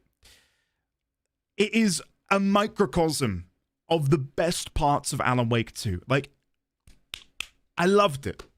I loved it. Amazing. Because it really delved into that idea of what the Dark Place is able to do. It did it in a really succinct manner. It's everything I could have wanted. Again, the only problem was this bit where we fight Diana at the end. But for the most part, the Lake House, cinema. Genuinely. And how it portrayed the Dark Place and what it did to the relationship, the marriage between Diana and her husband. So good. So good. And I just feel like because of the nature of the Taken, and then what, I mean, the Cult of the Tree I thought were great. Cult of the Word, great. Let's scroll up and add this into the good. If we look at Mind, Place, and Blackboard alterations, being able to change the level by attributing different words to different areas. Incredible. It's so innovative. So well done. Like being able to make your way through the Ocean View Hotel and change the point at which we were on the spiral to better affect our ability to actually navigate the place. So good. So good. You know? Like, let this stand testament. You can see how much good there is, how little middling there is, and how little bad there is in comparison. So I know the reason I'm being, again, not negative, but why I'm being critical is I feel like there was, like, the potential was there. And I just feel like they squandered it in really key locations. I'm very excited for Control 2, don't get me wrong. But, like, it hurts me. The worst thing a story can be is boring, so it being so divisive isn't a bad thing. I'd agree. Yes. The game did not have a villain. Saga is against the story, and we are shown that Alan is just chasing himself all the time while inside. Zane's the enemy, in my opinion, but that's obviously not going to land for everyone. Let's see, what other villains do people recommend up here? Scratch is only compelling when viewed as an extension of Alan. On his own, he is amorphous, perhaps intentionally undefined, but not unattached. He also doesn't invite attachment. The main villain in Alan Wake 2 was Return. The Dark Place manipulates everyone, but now are we pretending the Dark Place is one living entity that wants to escape? It isn't. It is a medium that manipulates things and people. It is not just one person with a personal motive. I think that's another part of it, right? But I don't know where I would put this on my sort of good, bad, and middling. The intentionality behind things. Why does the Dark Place act in the way it does? And again, it as an entity, it as a person. Why does the Dark Place want to sow discord? Why does it want people to kill one another? Why does it look for these negative emotions? Why is it negative emotions that give it power and allow it to better ingrain itself in people? These are questions that we can only theorize as the answers for. Do we deserve an answer? On this occasion, I would say no. I think that's a really interesting quandary for something that we could tackle in the future in another game and maybe learn more about the Dark Place in the process. And I do think they explored it really nicely in the Lake House. Of course, we get it a little bit with Scratch, but even then, like I'd have liked a little bit more. Could we say that a shorter Alan Wake 2 would have worked even better? Let me think about my own opinion on this. Would a shorter Alan Wake 2 have been a better game? I don't think so. I think Quantum Break being shorter would have helped. Alan Wake 2, I enjoyed the length. That's what she said. I enjoyed the length. Personally. And I know I combed over everything. But it felt like good. It never felt like it overstayed its welcome. Maybe it did to other people, but to me, I do think some of the fights were just a little bit lackluster, but I mean, that's a whole other conversation. Alan is the enemy against himself, being gaslit to keep counteracting himself, and the dark presence And the Dark Presence, I think at least, very clearly wants to escape the Dark Place, wants a reality for itself. Is it out of thought, its nature? That I don't have a clue about. That's a really engrossing question, though, isn't it? Is the Dark Presence an extension of the Dark Place? Or is the Dark Presence an entity which lives in the Dark Place? What do we think about that? Are they one and the same, or are they two entities? I think it's an extension. I'm curious about this, because I feel like there might be some different opinions. I'm with you, Lamb, in that I think the Dark Presence is an extension of the Dark Place. Could the Dark Place be the first person to interact with the Dark Presence? Do we know what game we'll be playing next? Sorry. I love that, D1. I love that. It's Trails, D1000, starting on Monday, probably. I feel like you and a lot of people are wondering the same. I see it as an extension. The Dark Place is meant to interact with the world. Yeah, so my interpretation of the Dark Presence is it's the Dark Place's way of being able to interact. You're not rude, D1000. No. At all. Promise you. And I just love that in the middle of all of the theory crafting and discussions, it's like, yes, what are we doing next? Like, I like it. It's funny. Is the dark really dark and present in a place? Harry Oldman, you've really hit a zinger there. I think it's just a place where the worst versions of ourselves are in the multiverse that Alan Wake lives, and the people are like that because they are the worst versions of themselves. I'm kind of okay with a lot of this remaining undefined. Same, Ninzard. Do I need an answer to the Dark Presence being an extension of the Dark Place? No. Not at all. That's something I quite like about the narrative and the world, is these questions. It's come a long way from Alan Wake 1. Like, I feel like we've moved the needle substantially from our understanding of it in Alan Wake 1 to Alan Wake 2. I have grievances where the needle feels like it's barely moved in terms of our understanding of certain things, where I feel like we're warranted more of a push of the needle, if that makes any sense. I think the only thing that could blow my mind about the Dark Place is if they relate it to something we study in the real world. I don't know if I can get the video back up, but what's your opinion, folks, on it being one big multiverse? Because to me, years ago, sign me up. I love a multiverse. And even now, I do still quite like multiverses. But God, it can be really difficult narratively to navigate. And I've seen certain games and shows and stuff not necessarily utilize it to the best of its ability. Because when you've got an infinite multiverses with infinite characters, it can be very easily derailed. Like your attachment to certain things when you know that there is an infinite amount of other worlds out there.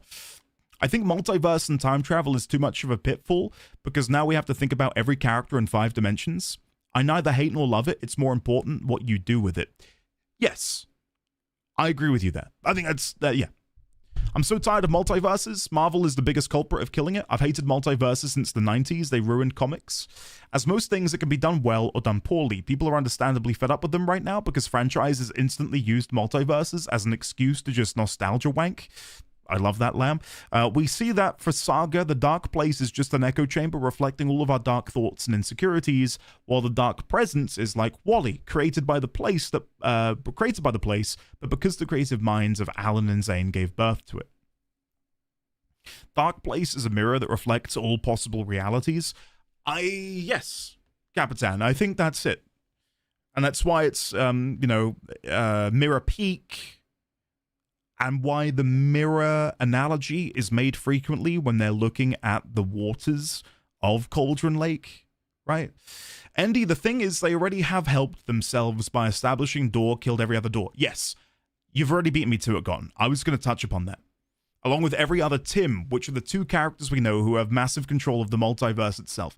Yes, positioning Door and Tim as these, Door is this cosmic god, who found a naturally occurring time machine in a cave. Sick. That's cool. That's an interesting plot thread. And then you've got Tim, who has a paralleled power over his mastery of space-time. That's sick. And that's hidden away in the third part of the first DLC. Like that to me is like, that carries more weight for the Remedyverse than a lot of the minutiae of the base game. And I guess it's because they were allowed to get away with pushing the needle a bit further in that respect. Right?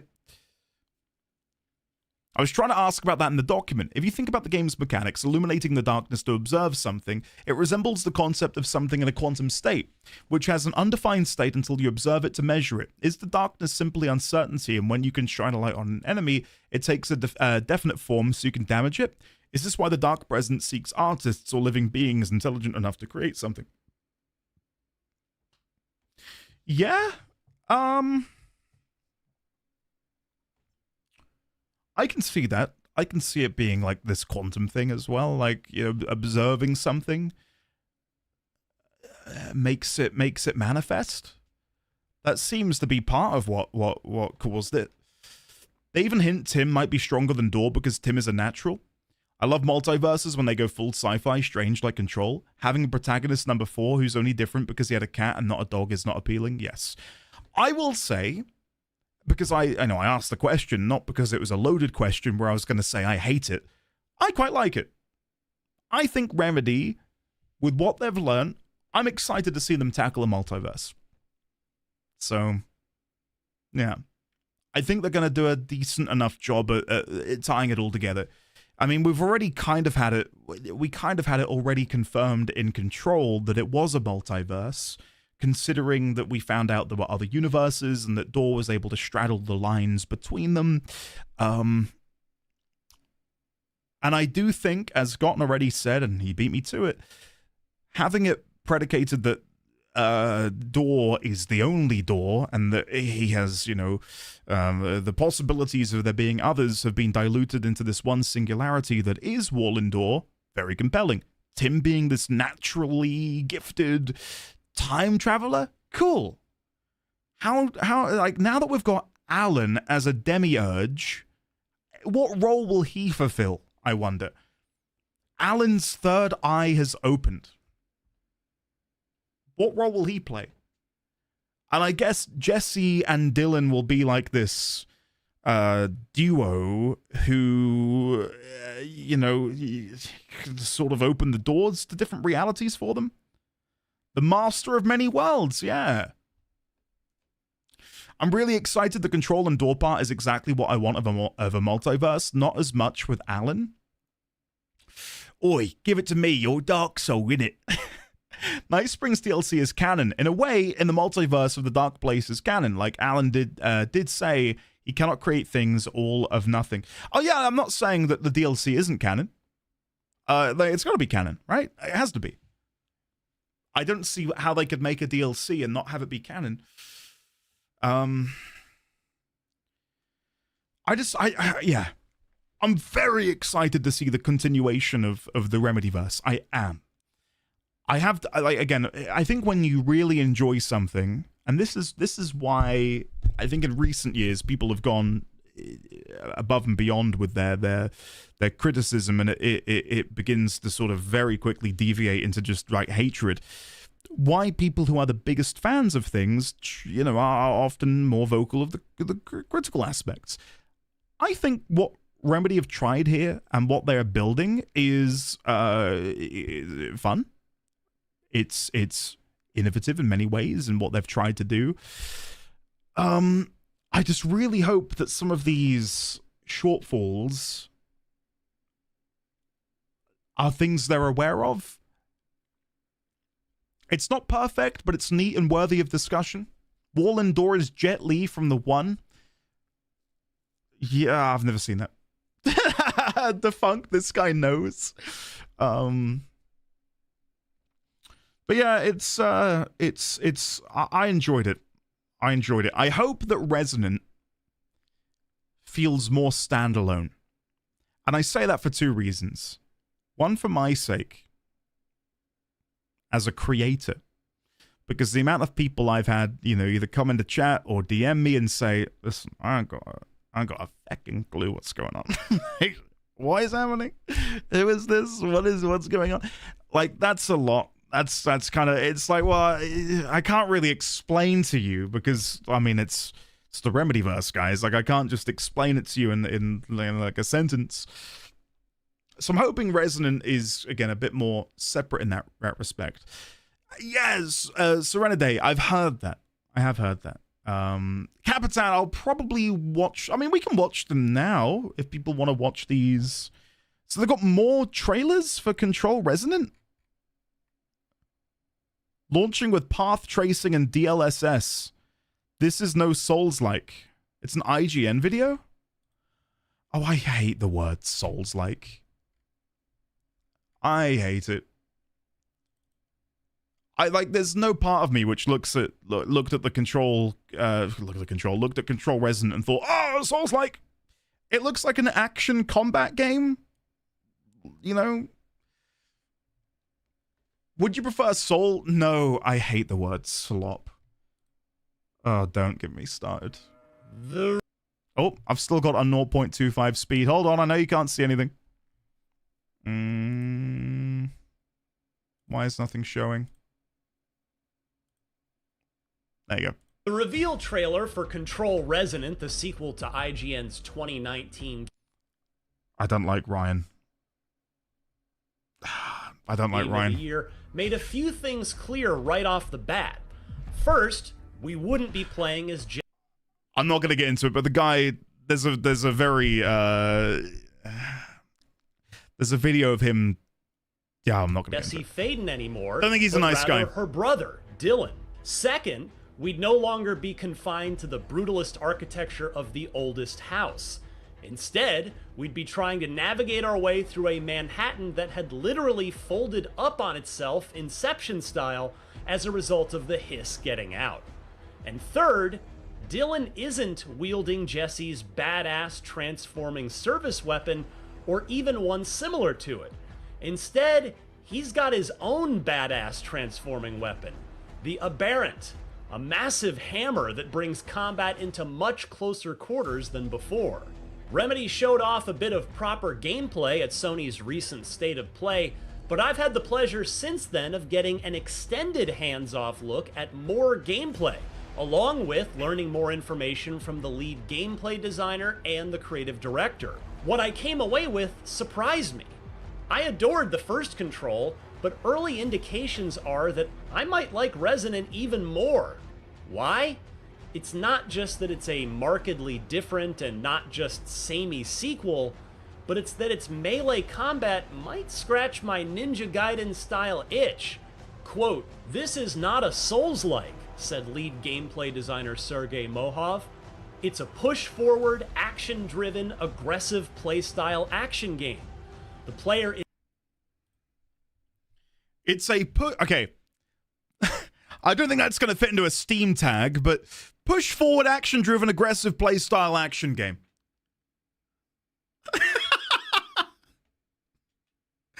Gee. What a quote, yeah. Action game. The player is very much in charge and not simply reacting.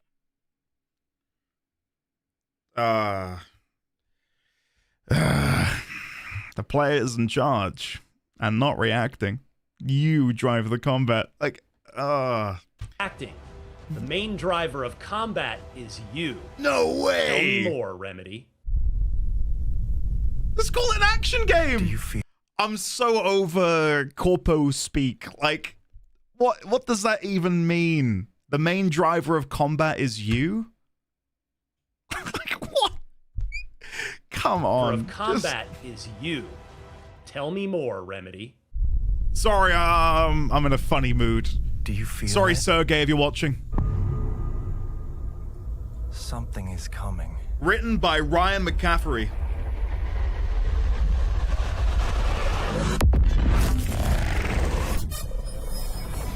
Remedy is calling Control Resonant an action RPG, and while the studio confirmed there won't be a ton of gear or inventory management, it's not a survival game, it's an action game, said creative director Mikhail Kasurinen. Get Mikhail in It here! did show Come off on. some of its systemic depth. For one, there are talents, which Remedy says are, quote, the glue that ties... You skip through those very quickly. All melee attacks deal extra damage and falter after performing an execution. Which Remedy says are, quote, 5% damage and falter from all attacks. We don't know what falter is yet, but okay. Perfect dodge. Dodge right before an attack lands, the game retaliates. Your next attack deals 50% more damage and falter. Glue that Dash duration, 200%. ties your weapon 25% more damage and falter from dodge attacks. and combat abilities together. One such example is Perfect Dodge, which grants you a temporary boost to your next I'd say attack stagger up, if boys. you, as the name implies, time your dodge perfectly. Others include Extended Dash, self-explanatory, Backstab damage, and Sustained Assault. Remedy also made it clear that you can't unlock everything in a single playthrough. You'll also have ample opportunity to customize your build. Building the city that never stops. Look at these balloons attached to the inverted pyramids. Build in the Gap. No, not the department store. It functions similar to Alan Wake 2's Whoa, Mind Place. look at that! Here you can test out various abilities earned by defeating Resonance. That's the bosses. what we The came out Gap of that. also allows you to tweak your aberrant, including the primary forms, secondary forms, and combo enders, or finishers. Okay. The big goal is giving players more choice with Cool. their gameplay style. Genuinely Like, cool. For instance, if you'd prefer to tailor your build to focus on turning enemies to fight on your side, you can do that. Lots of stats are also exposed in the Gap if you want to min-max your build. Praise the Lord. I said one of my biggest complaints in Control was when when games just say your critical damage is increased. Like, tell me, give me numbers. Like, I don't need to know for the like min-maxing, but just let me know. Like, show me the numbers. Yes, this is sick. Less meaningful customization, meaning the cosmetic kind rather than the gameplay kind, happens in FBC field offices around Manhattan. Remedy describes these as the heart of FBC activity, saying they'll evolve over time as the Hiss crisis overtaking Manhattan deepens. As everyone there is trying to figure out how to deal with the disaster out the window, you can customize your outfit. That was an awesome moment. Manhattan, which is split into several districts, aims to be visually distinct from zone to zone. Look at Remedy that! wants to have more visual variety across the world. The team also knows that the map was frustrating in the first game, and so they showed off a work-in-progress version of it that clearly delineates each zone and seemed easy enough to follow along with. But what of the markers on that map? You'll have your choice of two major categories of quests at any given time. Okay. Dylan's Journey, aka the Golden Path, and World Quests, or basically side quests. In addition, there are smaller action bits and tiny puzzles, seemingly akin to unmarked micro gameplay moments. Through these, you can discover both secrets and lore. We want the world to be someplace you want to return to, Kasurinen said. In one early mission I got a brief look at, Dylan enters the Central District office of Zoe de Vera, a new character to control who speaks to Dylan through his earpiece throughout the campaign. She also assigns him missions. She's often found listening to music, and Remedy promises that music will play a big part in Resonant's world building. A clip of a conversation between Dylan and Zoe showcased the new dialogue system, which sadly I don't have footage of. They do music but now so not well. only very Oh, can't welcomingly wait. gives you multiple choices for every answer, but also lets you carry out these conversations while moving. Any updates for me? Kind of. You'll know it when you hear it. Remedy's emphasis on Good. player-initiated action even extends to not cementing you in place during dialogue sequences, which I can appreciate. Oh, and on this note, Good. Remedy said that while Dylan's dialogue choices are there to give you a bit more agency over character interactions, they're not going to meaningfully alter the story. In other words, Remedy confirmed there won't be multiple endings to Resonant's story. Good. Good. Yes.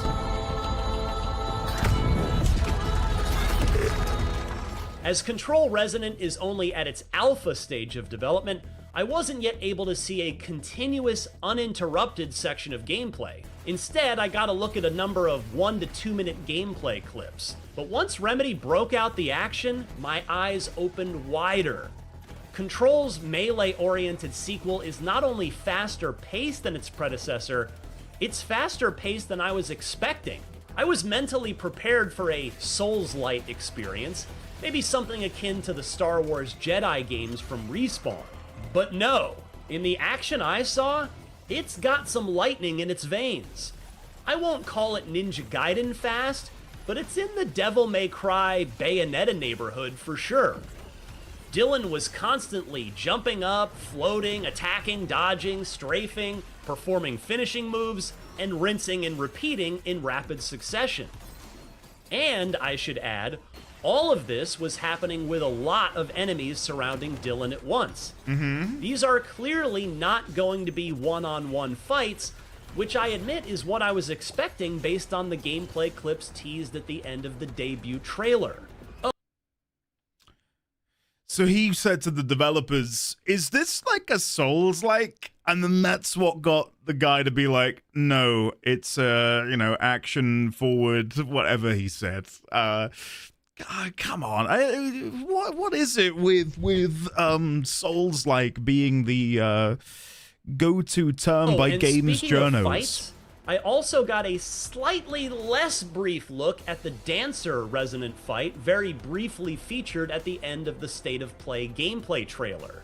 It's not enough to make any judgments on just yet, especially not without getting to play them for myself, but they've certainly got the potential to be memorable moments in the campaign. And it looks... yourself. In a Q&A session after the gameplay presentation, I learned a bit more about what Remedy has planned for this sequel. Go on the in. team did preface the conversation by saying they'd talk more about narrative and characters later in the year, closer to Resonant's release, but for now, there are nevertheless some relevant new details to share. First, on the technical side, Remedy has tuned its in-house game engine Northlight to enhance draw distance. Knowing Remedy's luck, they'll pitch the release date, and then Grand Theft Auto will come out the same day. I can just see that happening. And then they get buried by everyone playing that instead. I'm not a GTA guy, by the way. I'm just... And support more enemies on screen at once. I could just see it They happening. also want to make sure they're hitting a solid 60 frames per second on all platforms. Good. Second, will enemies respawn? Mojave replied, quote, to a degree, yes, but there's more nuance. Is this guy just fishing for, like, Souls-like? Will they respawn? If I rest at the bonfire, will they come back and fight me again? Apparently, that nuance ties to the narrative that Remedy isn't quite ready to dive into yet. Next, what a is weird a fully question to ask. range-based build possible? Mojave said, quote, the main weapon is the Aberrant, and that's Dylan's preferred method of combat. Another pronunciation. It's never going to be ranged only, so that answers that. Interestingly, Kasurinen said, quote, music plays a huge part. Zoe's definitely in the middle of that, and it's part of how they bond. We don't want music to just be a thing you listen to. It becomes part of the overall flow. Okay. The music is part of that experience, and that's hugely important to us, and we want to find our own way of doing it. As Okay. for influences on Resonant, Kasurinen acknowledged Neon Genesis Evangelion and, for the dialogue system, one of my favorite walking simulators. Firewatch was a big inspiration for this, he said. Finally, as expected, Never you played it. certainly do not need to have played the first Control or the Remedy Connected Universe Alan Wake games to enjoy the story or characters of Resonant. Good. And with that, my very impressive demo of Control Resonant ended, and I was left wondering if there's a chance we might be playing this sequel sooner rather than later.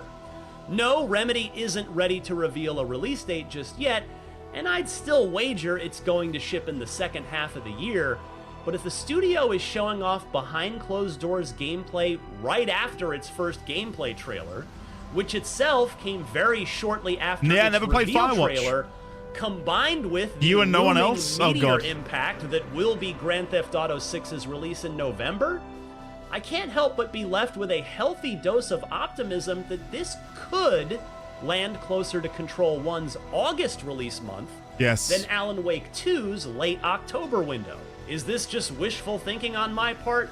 Quite possibly. And with how packed this year's slate of big games is, I'm not sure there's really a quiet time that any game will get all to itself. But after seeing Control Resonant's aggressive, fast-paced combat for myself, I'm even more fired up to get my hands on it. For more previews of the biggest upcoming games, I thought that was Control then. don't miss our recent hands-on looks at WWE 2K26 and Oh, thank God. I was going to say that's a very different game. Anyway, guys, I'm excited for Control Resonant. I'm excited for Control Resonant. My overall thoughts and feelings on the Remedyverse, it's good. Was there a second video? I want to be wrapping it up. There is another one about path tracing and stuff, but I'll leave that. Quick thoughts. The Aberrant is the other service weapon they hinted at in the Foundation. The voice that talks to Dylan is the former. The voice talks about the sibling, just like in the North Star DLC. What we see when Dylan leaves the station would be described as a black hole sun, like in the song. Also, WTF, Zoe equals POE, Poe. Dylan participates in a New York Wrestling Championship. Artie with a folding chair. Huh. Yeah, I do think largely the Remedyverse was a really... Let's... Hold on. Let's go here. Oh, no, I'm really small over there. This doesn't work well at all. Hold on. There's got to be a better way to do this. There we go. I can do things. Yeah, overall, Remedyverse... It was okay. It was okay. I enjoyed it. I enjoyed it more than I didn't enjoy it. By and large, I think it was good. I've got my problems with Quantum Break. I'm not going to get into that. But I think if we look at the core trio, Alan Wake 1, Control, Alan Wake 2, overall, enjoyed it a lot. I think they've got something good on their hands. And it seems Control 2 at least deals with a couple of my problems. We did just see in that trailer the idea that Zoe is able to continue communications with Dylan in between combat. And that's been another one of my sort of like annoyances is, again, the bloat of notes. I hope that Zoe can instead act as that conduit between us and the lore. So Zoe would read out notes or deliver lore and story to us while we can navigate our way around the game world. You know what I mean? Like, we can run around New York and, like, kill some trash mobs or whatever, while Zoe talks to us about the threshold or whatever. You know what I mean? If Zoe can read out notes, it'd be a game changer. It would be huge. Yep. That's it. Gotten exactly. In that kind of style, I don't think they can have it so it works the same way it has done in Alan Wake and Control. Like, I don't think there's going to be notes that you can just find and start reading. Push forward and note reading. Sometimes Zoe will say 9 notes in one room. That's too much even for me. How about notes that appear in rooms full of enemies and the game doesn't pause while you read them? Don't say such horrible things. How dare you? But yeah. Yeah. I'm glad we went on this journey though. And again, you gotta remember, we've been on the Remedyverse train now since, what was it, November? I think November was when we played Alan Wake 1. Then we stopped for the Nuzlocke.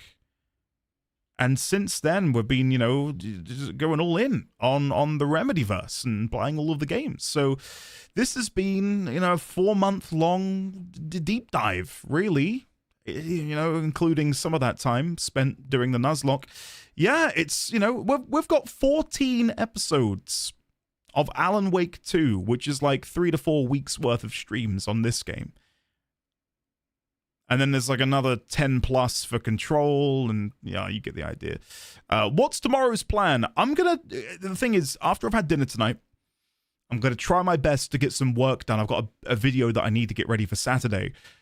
The next game we're going to be streaming is Trails of the Sky. I've not seen anything of the game. I was going to say, should we watch a trailer? I don't want to watch a trailer. Go and have a look if you're on the fence. But go take a look at some stuff and see if you're interested. I think we're going to start it on Monday. If I am live tomorrow, which at the minute 50-50, again, because I do need to, I've got some work that I need to do, and it's my own fault that I've not got it done yet. I blame the sinus infection. If I can get it done tonight, the plan is have dinner and then immediately crack on with work. If I can get it done tonight, great. If I can't, then I might not be here tomorrow to get it done, because I need it uploaded for Saturday, so. But if it's Monday, that gives you guys an opportunity to go and buy Trails, play it over the weekend, and we can dive in on Monday. Yeah. Well, Gotten, I don't know that. You've just told me that. It's funny to say you don't want games where you have to wait until your kid is in college for answers to stuff, and starting Trails, which is, as far as I know, a metric F ton of games all related to each other. Are you rushing or trailing? Stop it.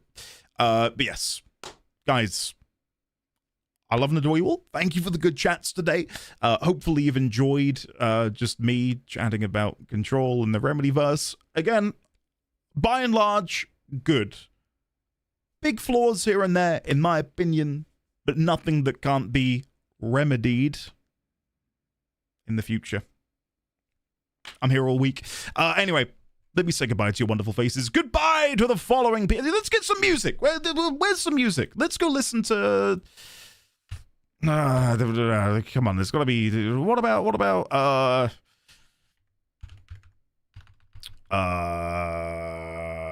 Anger's Remorse is my favorite song. There you go, I've said it. I'm going to listen to Anger's Remorse. Here we go. Okay. Guys... I love and adore you all. Fairly well to the following people. Srikaka, Shadowclaw, Super Koji Man, Gordon28, Lamb Moa, Bumblebone, Super Koji Man, Takens, Neon Phoenix, Shadowclaw, Astra Alexion, Lady Bahamut, Durs Nail, August Solaris, Hiss Lizard, Hannibal Orion, Raylex, Lamb, Sign, Capitan, Ninzard, Takens, Bitnaburus, Astra Alexion, MP004, Maker Stay Pod, Gotten28, Lady Bahamut, Granny Bloss, Crash, Hiss, Crit, Kale, Neon Phoenix, Ninzard.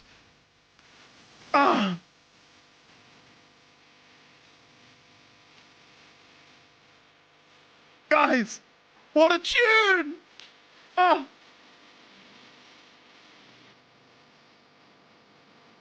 Again, I was listening to this the other day in my office, and Mrs. D20 asked, who is Angus?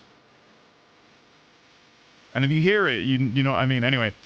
Sokyang, Asik, Pi, Lady Bahamut, Serenade, Durthon, August, Johnny Weedy, Tubbsy, Ibsen, Raven. I'm going to leave you alone with your thoughts, Crit. Sorry. Gedarek, Ben, Takens, Make Some Time, Kendra, Dynon, Dice, Lamb Mower. I am going to have to listen to all of the Poets of the Fall catalog, 100%. 100%. Lady Bahamut, make it 4. Make it 4. Sophie, Dibs. Guys. Trails of the Sky. Is it of the sky or in the sky? Trails of the Sky. First chapter. Monday. Tails near the cloud. Guys, love you all. Thank you for hanging out. I will see you maybe tomorrow, but definitely Monday for a brand new adventure. Fare thee well.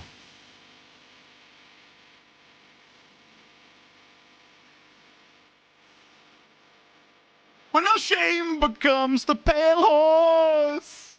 Oh, sing along to me, guys. Harboring a liar. But you're the sick and break the curse.